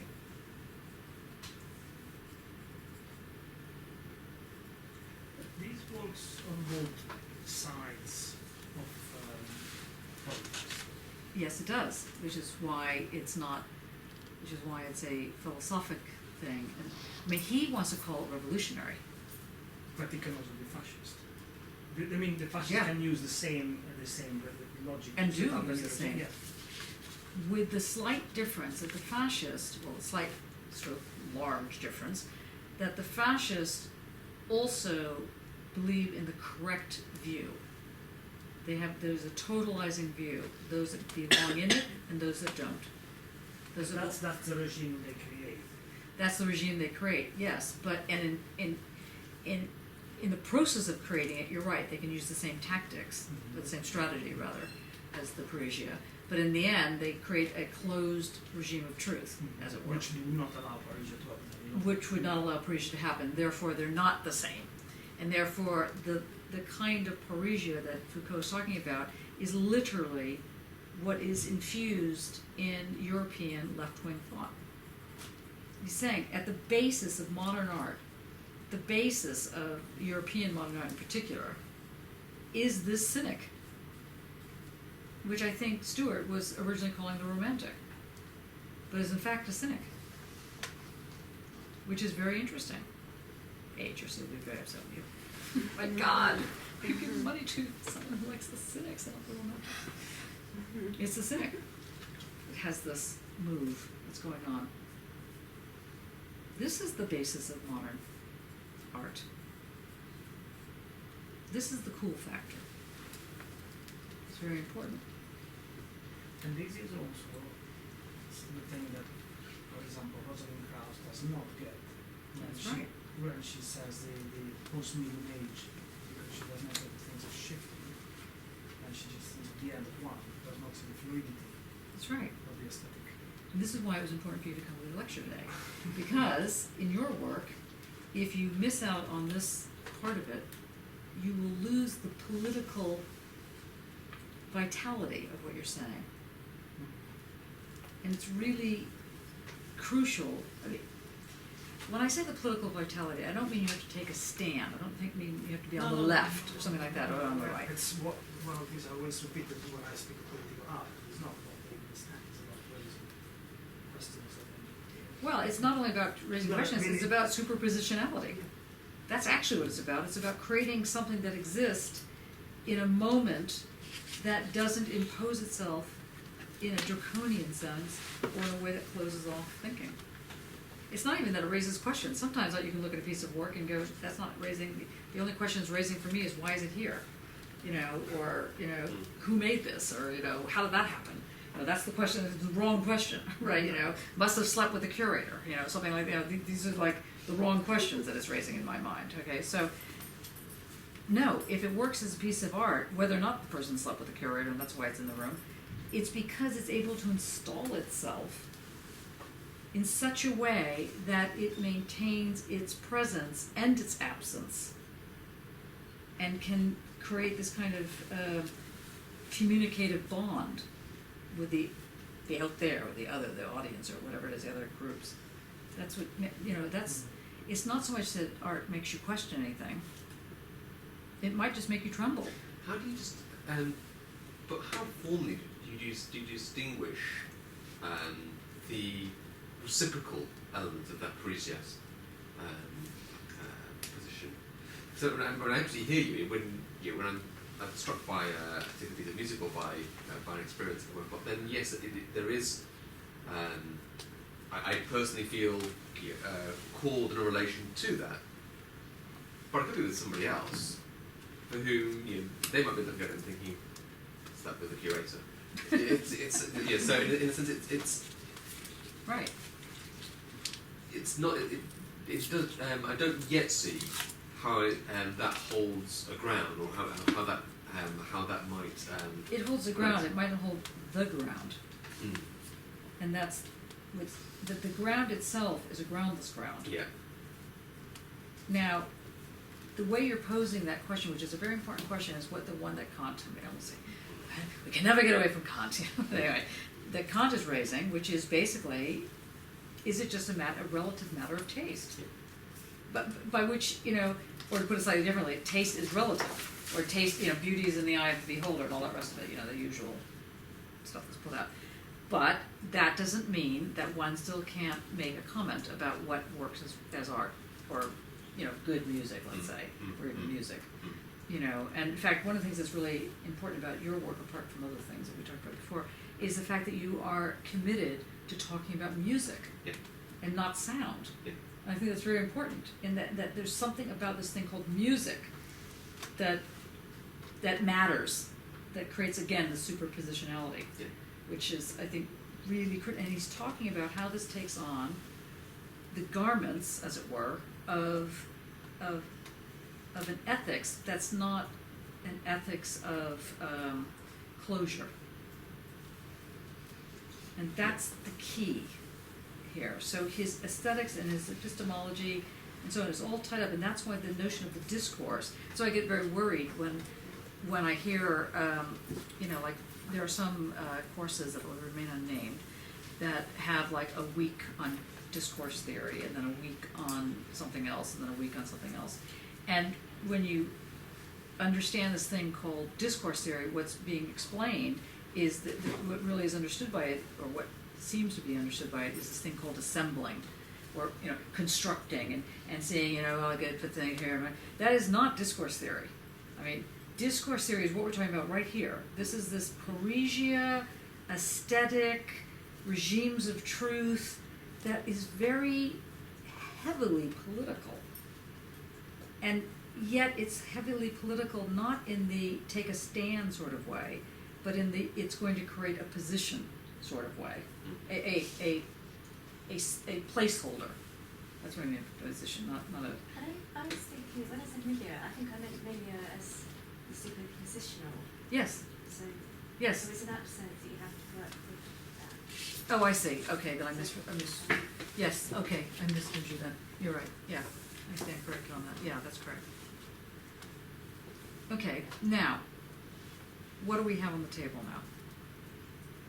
Dates?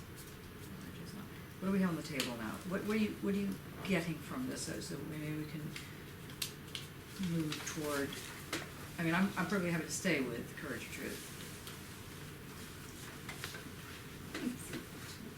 What? I think that's why it's quite hard to talk about it, because it's sort of like such an important, like you kind of feel a bit fearful about speaking, like you feel more exposed, like talking to the class and like saying what you think about truth, because it's sort of like you could suddenly find you've revealed that really you didn't understand such an important thing. So that's I think that's maybe well, part rest of, I'm assured not conscious that about speaking on this subject. good. But rest assured that if you can't make mistakes in this room, really honestly, true, the room is being broadcast out there, but I just think that one of the reasons I like to broadcast this thing, and I'm so happy that you guys are into it as well, is everything gets broadcast, and therefore people who are watching it, okay, they're not here, so that you miss something by actually being bodily here, but you see warts and all. It's very important. Yes, that's true. Because partly what I've been thinking is to me when I come here, it is about what can happen by this moment together in this room. That there's a sort of potential in that. So it's sort of like there's a commitment to that. So if I don't manage to also sort of do the reading in preparation, then I'm letting other people down in the class, not just myself, because it's sort of we're doing something together when we're doing something here. Well, that's interesting. But the problem with reading, especially this kind of reading, is that it can be very difficult, particularly if you're not used to reading, and certainly if you're not used to reading this kind of stuff. It's just like, you just think, really? I've read this one sentence about 400 times, and I still don't even remember where it began and where it ended, and I have to go eat now. Something like that. So part of the key is to, as I was trying to tell people last night about, in a slightly different manner, you have to learn to dance with the text. Now, if dancing for you means being a boxer and, dance like a butterfly, sting like a bee, that kind of thing, that's fine. You have to be light on you. If you come at this text too squinty and too really gonna get into, you are simply not gonna. It's just you're not gonna get there. You have to allow yourself a way to dance with this. It's as simple as that. Now, I know a lot of people take these books into the bath with them, which is a little extreme because if you drop it, it's kind of expensive. And also don't take your obviously your iPad, which is really expensive. My thing just died. Why is it died? Okay, my screen's dead. Great. Anyway, I'm not gonna be able to It's also so much that you have to look up. You sort of think you know all about cynics, but then you have to go back and do a whole load of reading again, which is why it takes so long. Right, but the thing is that learn to be good thieves. Learn to steal. I say this very respectfully, especially with thieves. Learn what you need to take. I think, see, this is why I was so distressed about the seminar last week. Okay, I'm less distressed than I was, but I'm still slightly distressed about it. Because I feel like I let you down, because I wasn't giving you markers. And one needs these markers. It's as simple as that. You just need the markers. Otherwise, it's just like, there's only some. Has anybody ever drowned in the ocean or experienced drowning? I have once. Twice actually, in my case. Once when I was a child, I was on with my poor sister and I, we did many things together. We were on an inner tube. One of these big, because in the olden days you used to have these, they look like, in fact they were like a tire actually. They looked like this big black tire, and we were these two little girls, and I had my legs inside the hole and she had her legs inside the hole, and a huge wave came and knocked us upside down, and we got tangled and would have drowned actually. My father saved our lives and blah blah blah. Okay, so, and I can still remember the swirling of the green and seeing the water and being stuck, just couldn't get up there, and that was very frightening. Okay, that was the first drowning moment, or almost drowning. The second one was much later. It was about 4 years ago when I decided, because I was obviously insane, to swim out to a buoy out in the middle of the ocean, which at that point didn't seem that far away at the time. But the more I was swimming, the more I kept thinking, it's not getting any closer, actually. It's just incredible. And at some point, I realized I'm not going to make it to the buoy, and I'm not going to make it back to the thing. I'm going to drown because I'm exhausted. I was being pulled under the... And I realized I could see the shore and think, no one can see me in this moment of going to drown. Great. And this swimmer came by and said, are you in trouble? And I said, well, yes, I think I am. I was very polite. I was like, I turned into a complete English person, Yes, I think I am drowning and dying. Oh, would you like a lift? Yes, I think I would. And so, he's right. And she dragged me to the shore, in tow. And so she basically saved my life. Now, I say that because I do feel like sometimes if you don't have the right carbohydrates or the right, caffeine or the right something, that's what you can feel like. You can even feel like you're upside down, the sand is going in your face, up your nose, in your bathing suit, this kind of thing, or costume, or the bathing costume, or whatever they call it. Anyway, that thing. Or B, it's kind of like, Oh, it's so nice. I think I'm just going to take a little nap. Right here, right now, roof down. So I give you my apology because I think that that's been part of the problem. I think that part of the problem is that, you know, I keep demanding that you step up to the plate, and meanwhile I'm going, where are you guys? What are you doing? So I will continue now doing what I just did in terms of giving you little bits and pieces, because I think that's helpful. But you must let me know really what you're understanding. Because this is difficult stuff. It's not impossible. But even if it were impossible, I mean, like the Red Queen, I always say, the Red Queen does at least 5 impossible things before breakfast. Okay, so, I mean, don't let a little impossible thing stop you. Okay, it can't be that bad. These are human beings that wrote this. Okay, then, you know, sometimes they have issues. So, see what it is that's being said here. I'm hoping that at the moment, what you've got on the platter here, or table, is that Foucault has offered up this thing called regimes of truth. Regimes being the key word here. And think of regime as in terms of a constellation. Think of regimes in terms of a fold. Think of regimes in any way you can, except as a given political monarchy kind of thing. Think of regimes as something very kind of floaty, but very powerful. And they operate in very tight ways.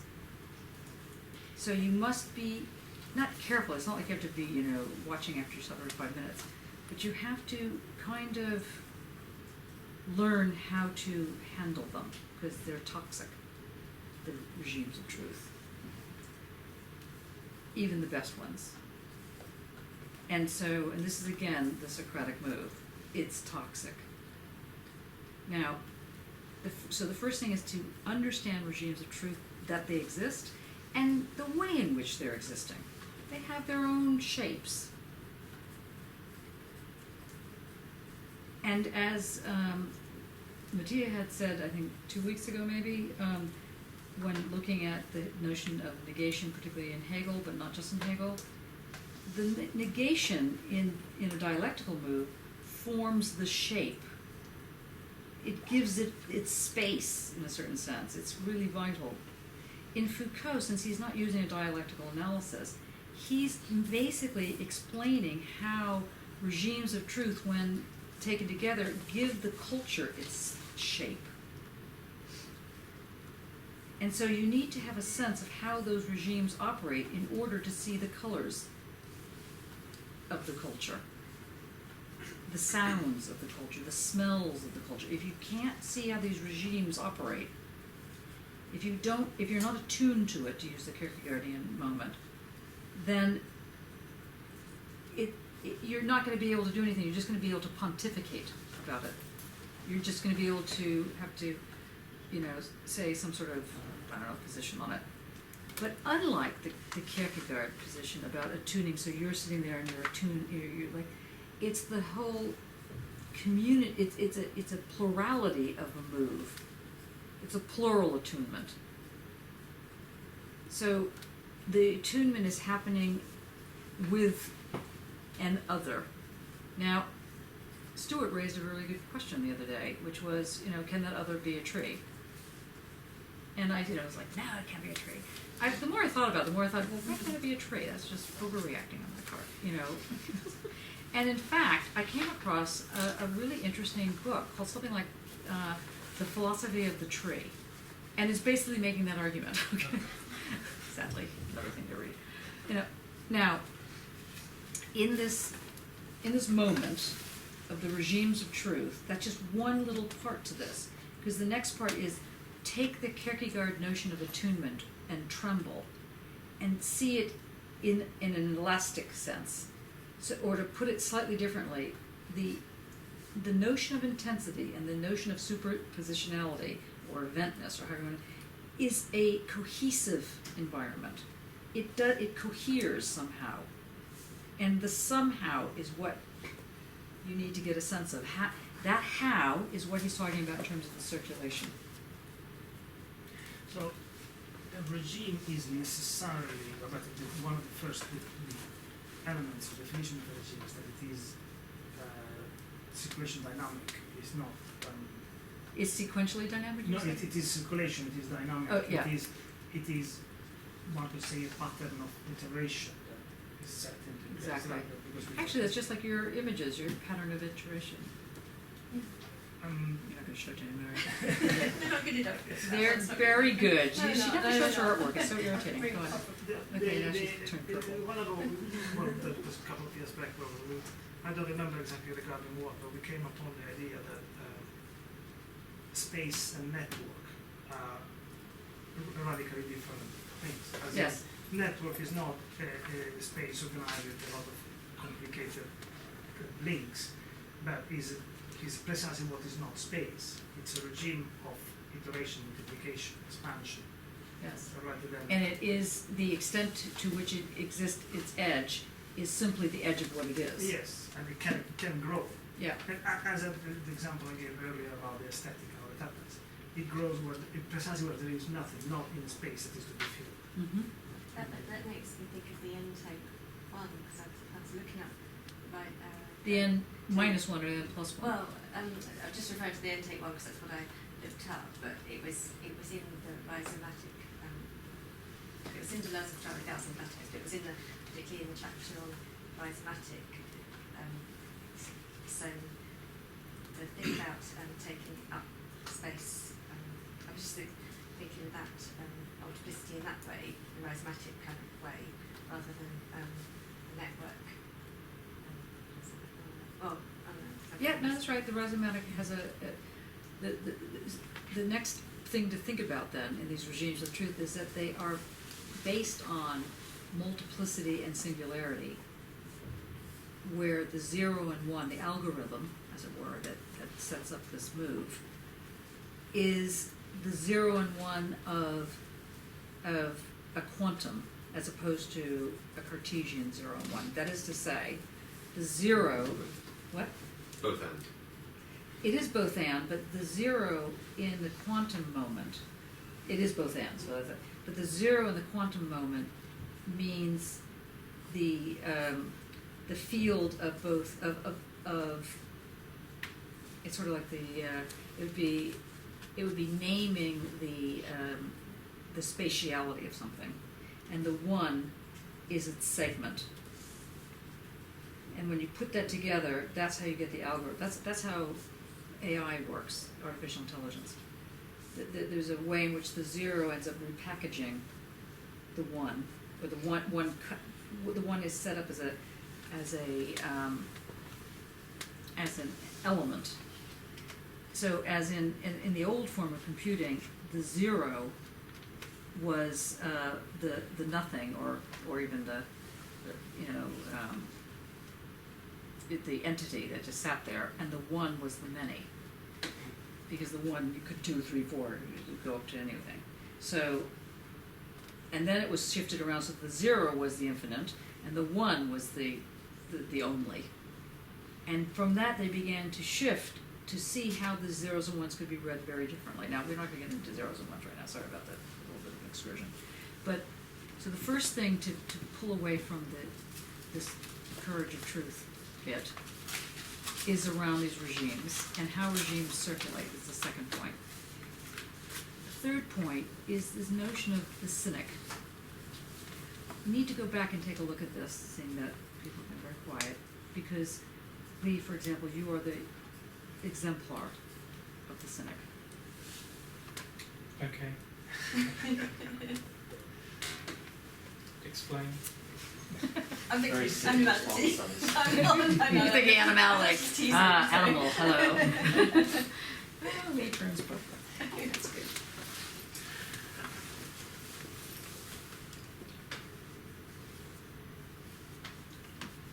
Does anybody agree or disagree with that position around calling Lee the cynic? Yeah, You agree, yeah. And what makes you say that? Well, there's a diagram that it's not quite right, but put a dot there. That's Lee. And he inhabits position that's sort of central to, I mean, sort of ignore the bold lines. It's sort of, No, that's fine. it's Gore-Tex. No. He inhabits that central position, but he's excluded from it. So he's working in a context that he's aware of. Oh, Is that the sense you mean? Yes. Yeah. Who else in the class would fall into that quite easily? I think Mark, Mark, I was going to say. absolutely. And Chris, But we all like in and out of it. I think Dane, I don't really like the in and out. I think Lauren, I think Dee. I think to take up the thing about the change of value, Mhm. changing the coin. Changing the currency. Yeah, I think this relates to what we were saying about me and people like this. Up on page 244, if you want to go up, it's quite difficult.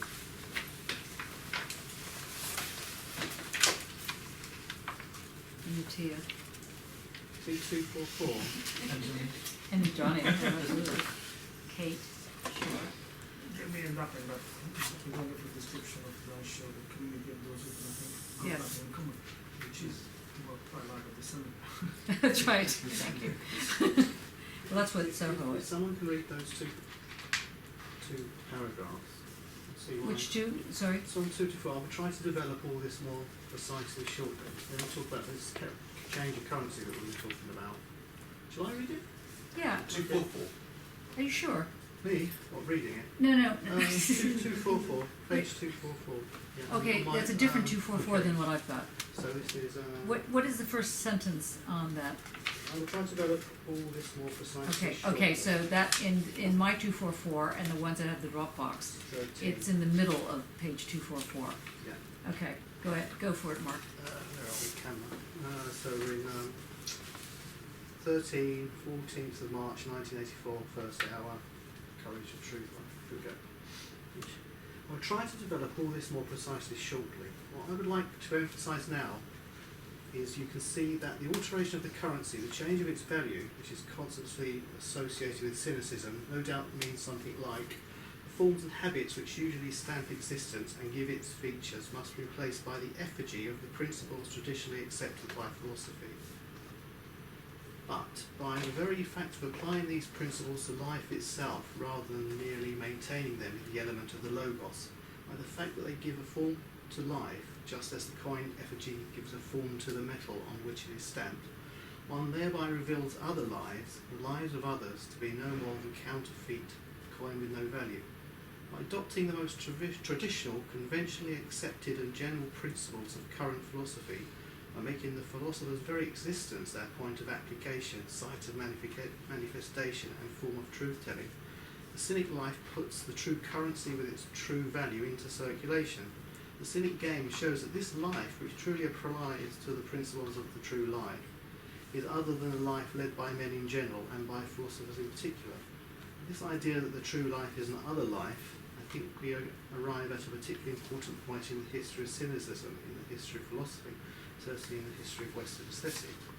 Come to the heart of an important problem if we accept that cynicism is in fact this movement by which life changes as a result of being really and truly, in actual fact, stamped with the effigy of philosophy.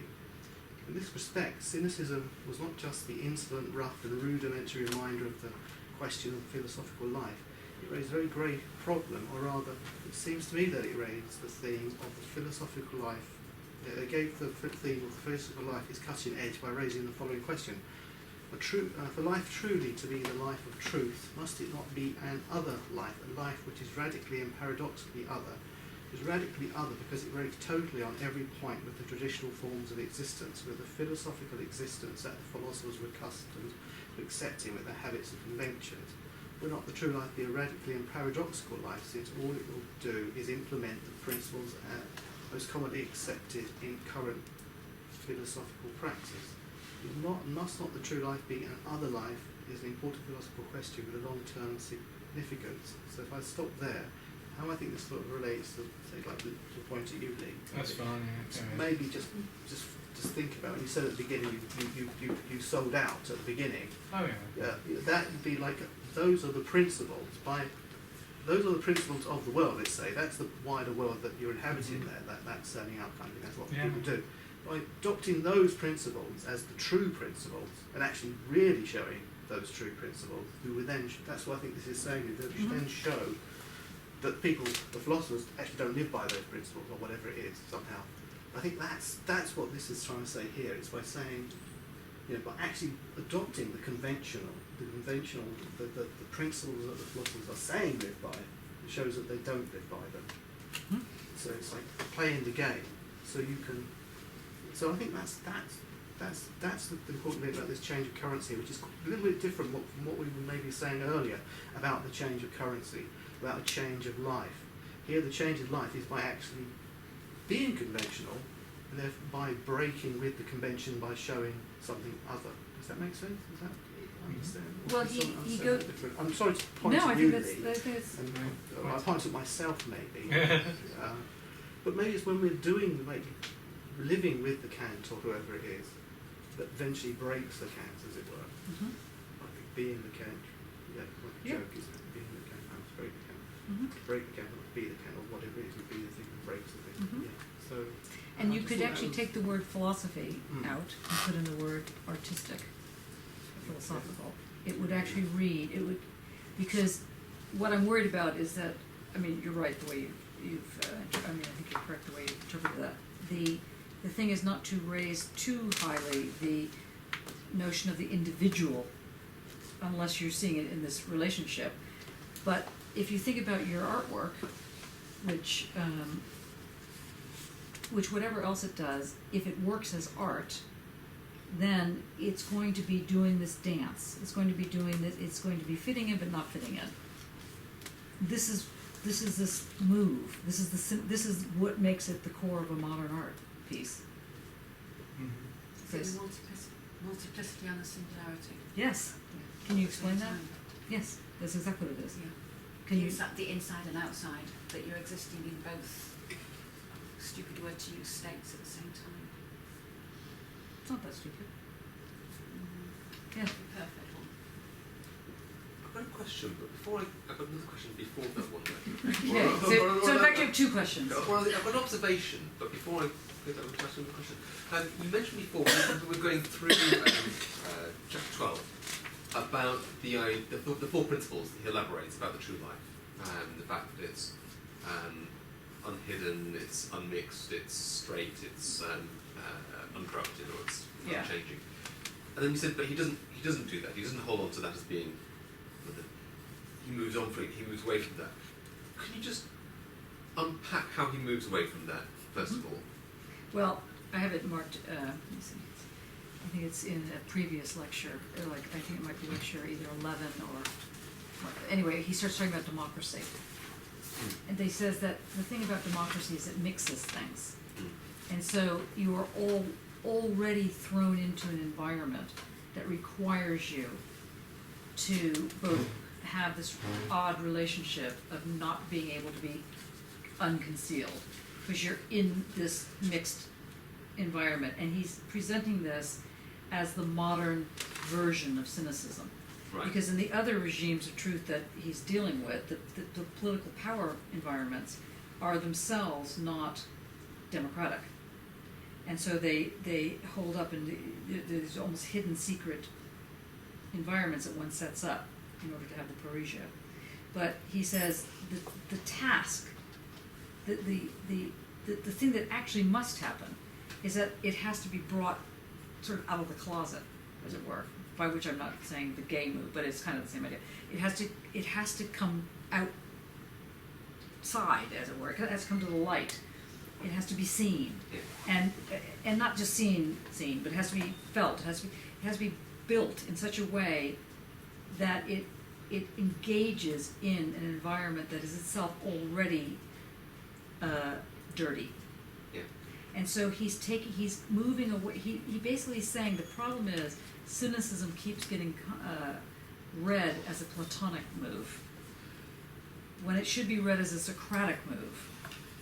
That it's key that even if, and in fact especially if you think that you've sold out, or whatever, he doesn't use a sellout thing, but especially if you are involved in being both witness and not witness, sort of leader Yeah. and couch potato, all the things that come together, these kind of like paradoxical moments that are happening in one intensity.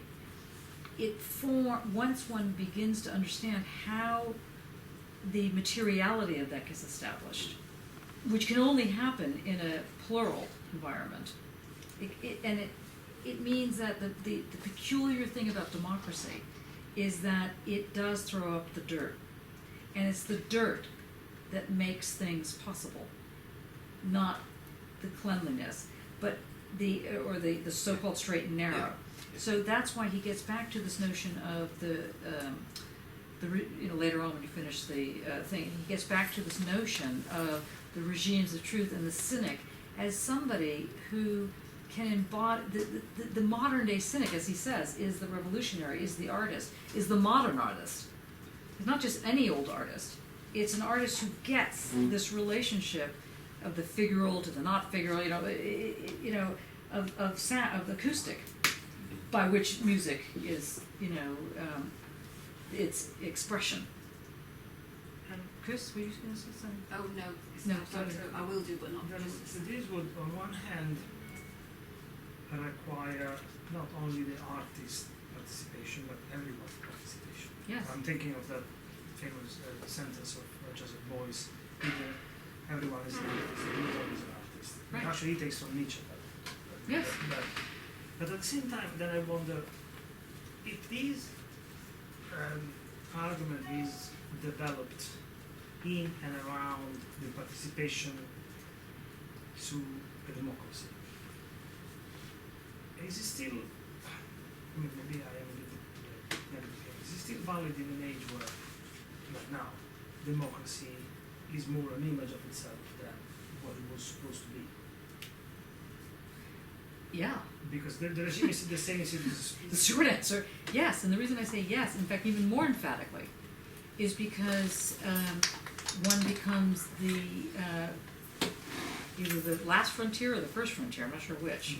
One of the moments that holds open its possibility. Now that may not last forever. That holding open, We last night in the MA class we were doing Adorno, and we, for those of you that have gone through the MA class, you know that if it's December, if we're heading toward December, it must be Auschwitz, because it's like very sad that we end up getting into that section of the course during Christmas. And so here we were talking about what it was to be isolated, this moment of isolation that you're in a camp or you're isolated. And Adorno, in his famous remark, one must write poetry after Auschwitz, it's that one must learn how to realize that the loneliness is always already mediated. That is to say, this is in the Adorno sense, but that is to say there's always an opening until there's not. So it may be that the individual life gets crushed in the concentration camp, for example, but it also may be that even in the concentration camp, there's a moment of openness, of an opening. So it's basically, without trying to sound melodramatic, one cannot lose hope. And not only can one not lose hope, one is required not to lose hope. It's the survivor guilt that says, you know what you must pay for your survival? That you don't lose hope. That is your price. And you must keep open until you can't any longer. Okay, so that's the Adorno sort of way into it. Foucault is saying basically the same thing, except he's not using a dialectical ground.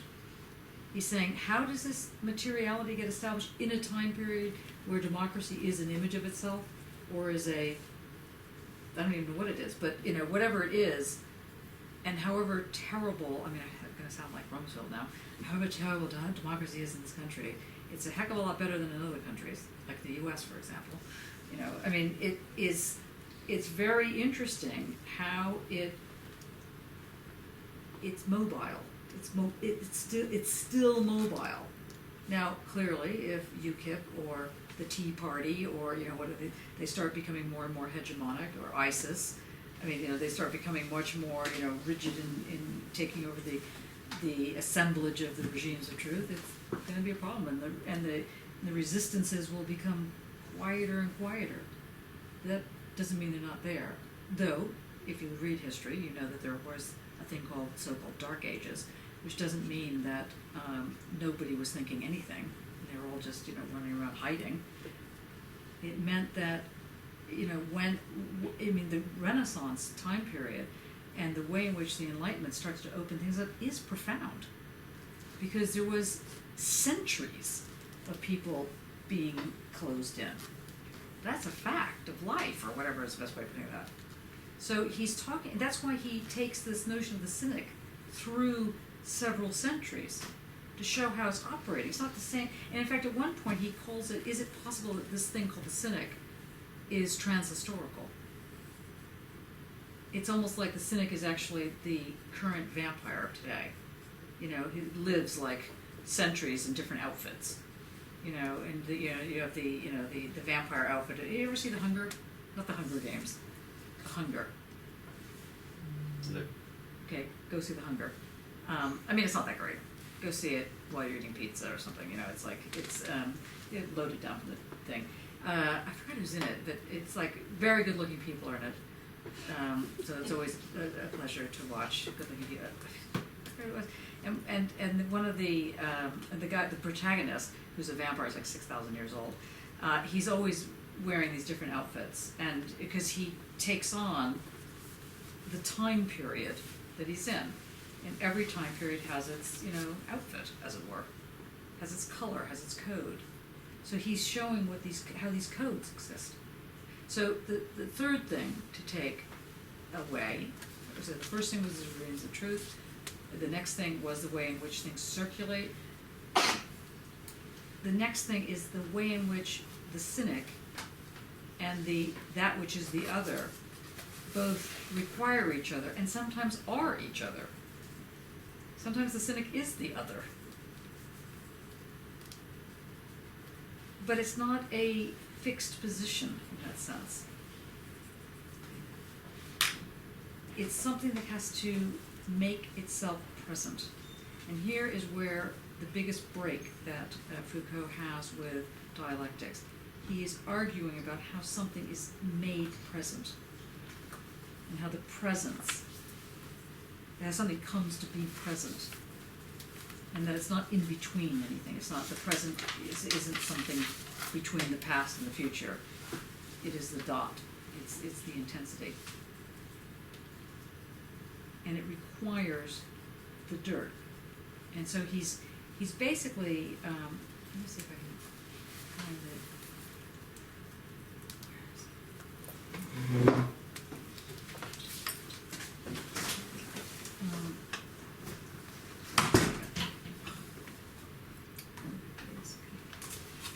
So he says,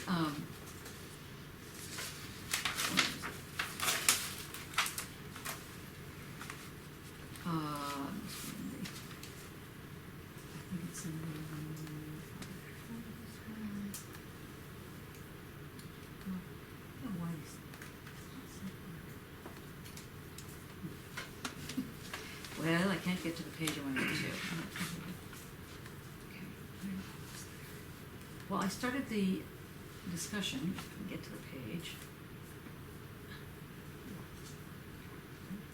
Okay.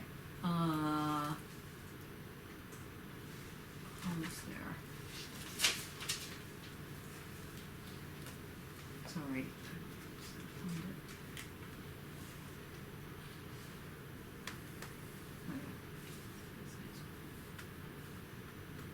Yes. Okay, if we get a page, finally found it, the 29th of February. In my text, it's page 187 and 188.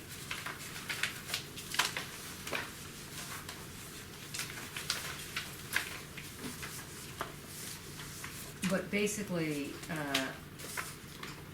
if you can look at it here, it says, So where it says that modern art was and still is for us the vehicle of the cynic mode of being. Do you see that somewhere? Okay, so it's sort of in the middle of 187 in my thing. But I think it is especially in modern art that the question of cynicism becomes particularly important. That modern art was and still is for us the vehicle of the cynic mode of being, of the principle of connecting style of life and manifestation of the truth came about in two ways. First, with the appearance at the end of the 18th century, during the 19th, I don't know, again, this would all have to be studied, of something quite remarkable in European culture, the artistic life. Notwithstanding this, the idea that the artist alone, now this is interesting because the artist now takes on very much the historical subjectivity in the same way there was no sense of really an artist, that is how he's explaining it here, prior to the 18th century. It's not to say there wasn't art, but the artist was something, a vessel through which something flowed, God's will or something, and the paintings and the work was always a representation of life.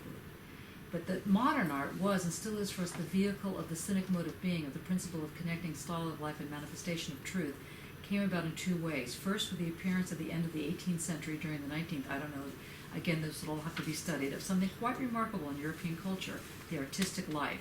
Notwithstanding this, the idea that the artist alone, as artist, must have a singular life which is not entirely reducible to the usual dimensions and norms was already fully accepted.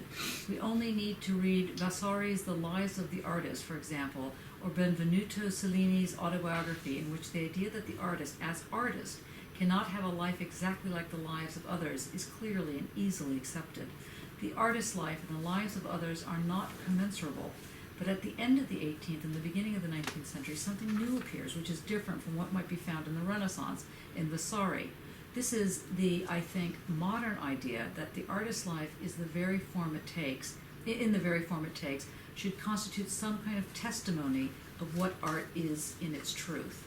The artist's life must not be sufficiently singular for him or her to be able to create his or her work, but it must in some way be a manifestation of art itself in its truth. This theme of the artistic life, which is so important throughout the 19th century, basically rests on two principles.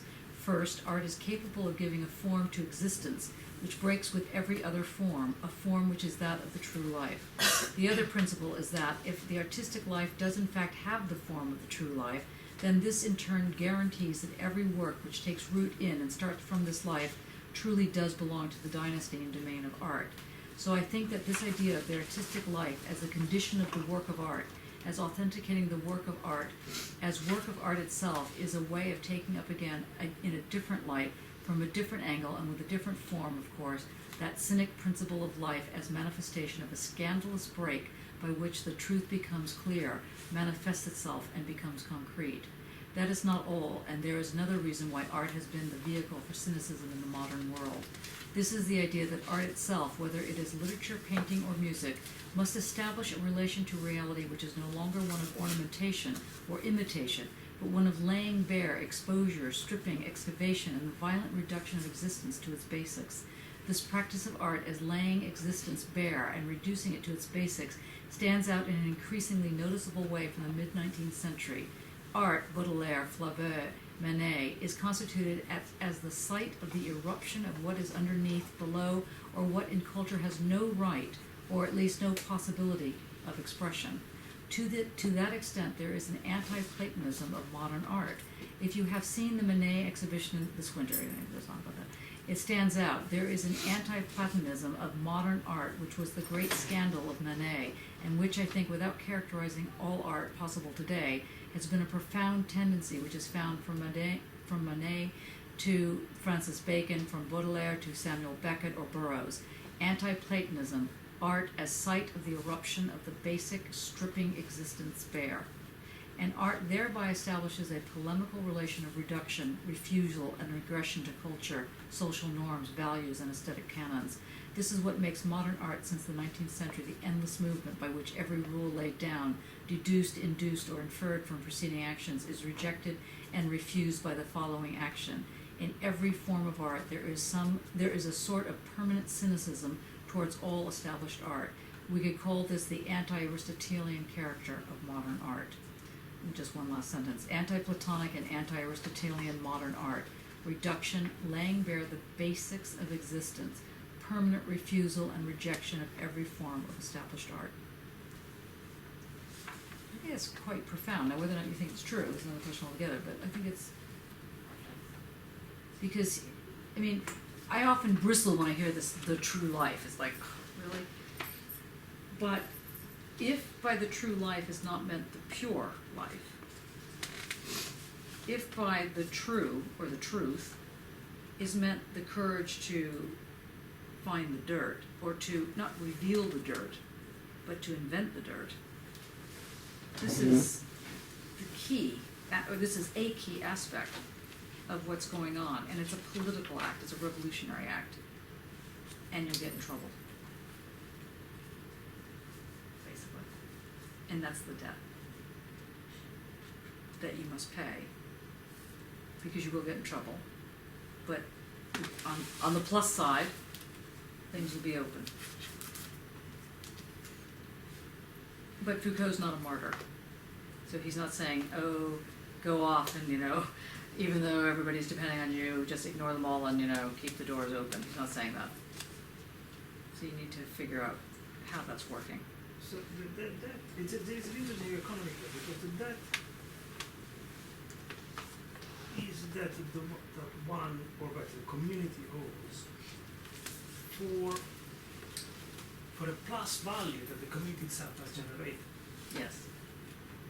So we would have a value, or we have a value that we have produced, and yet we owe that value. Foucault seems to say to the next round. Yes. Yes, I see what it is. Yes. The community from inside out of the mutual morality to yes. What do other people think? Could you say that again? No, that if there is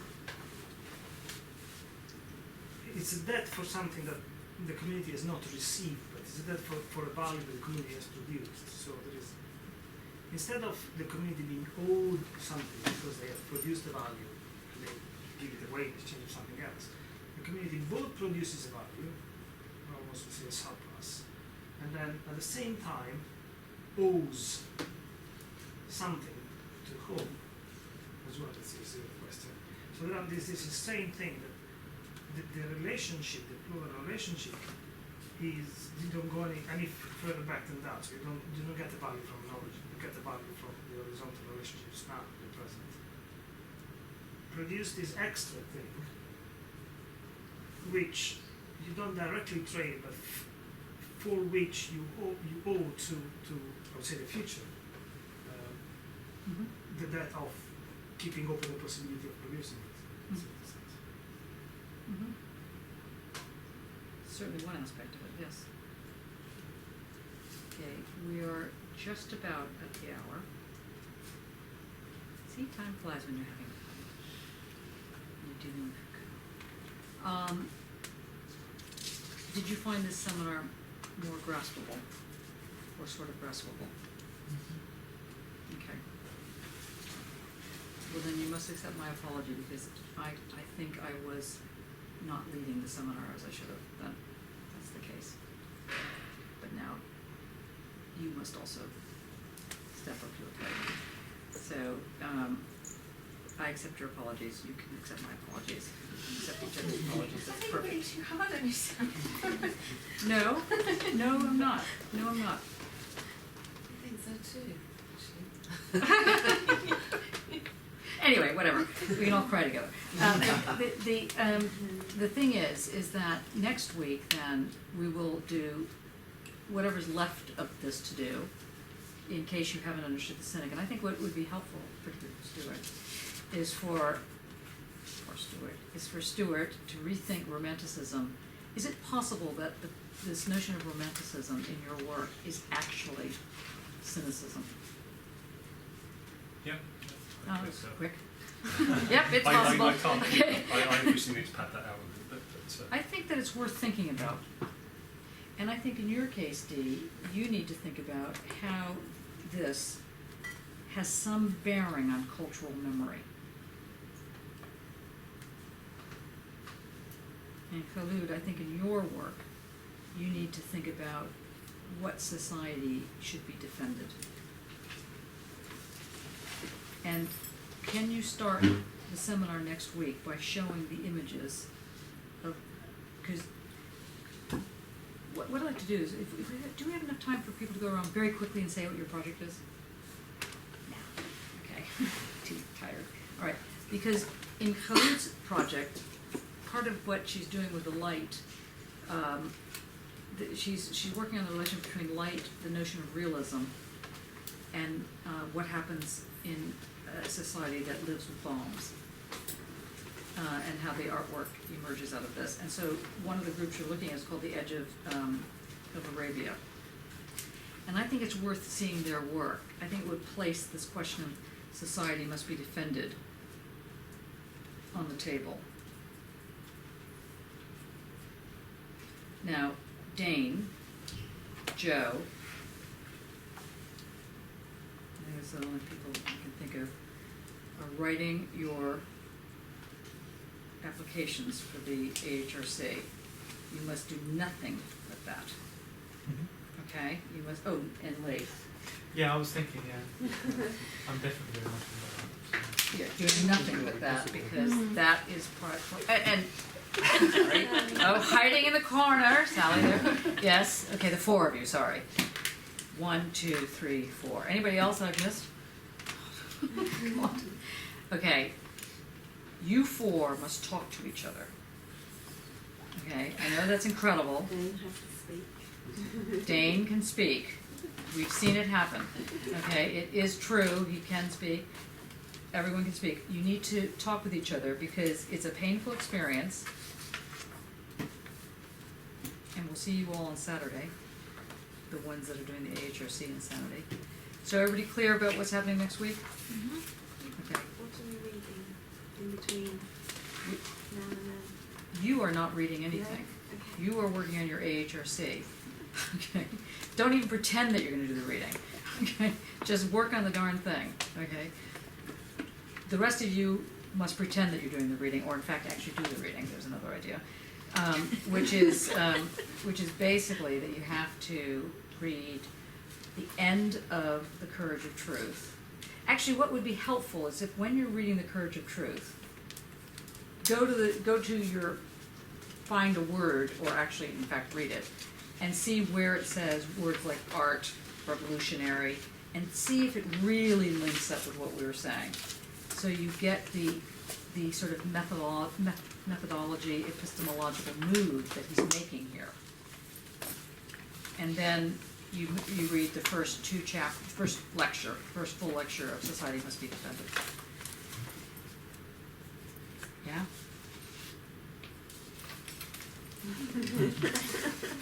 All good? Feel better. I can't come next week.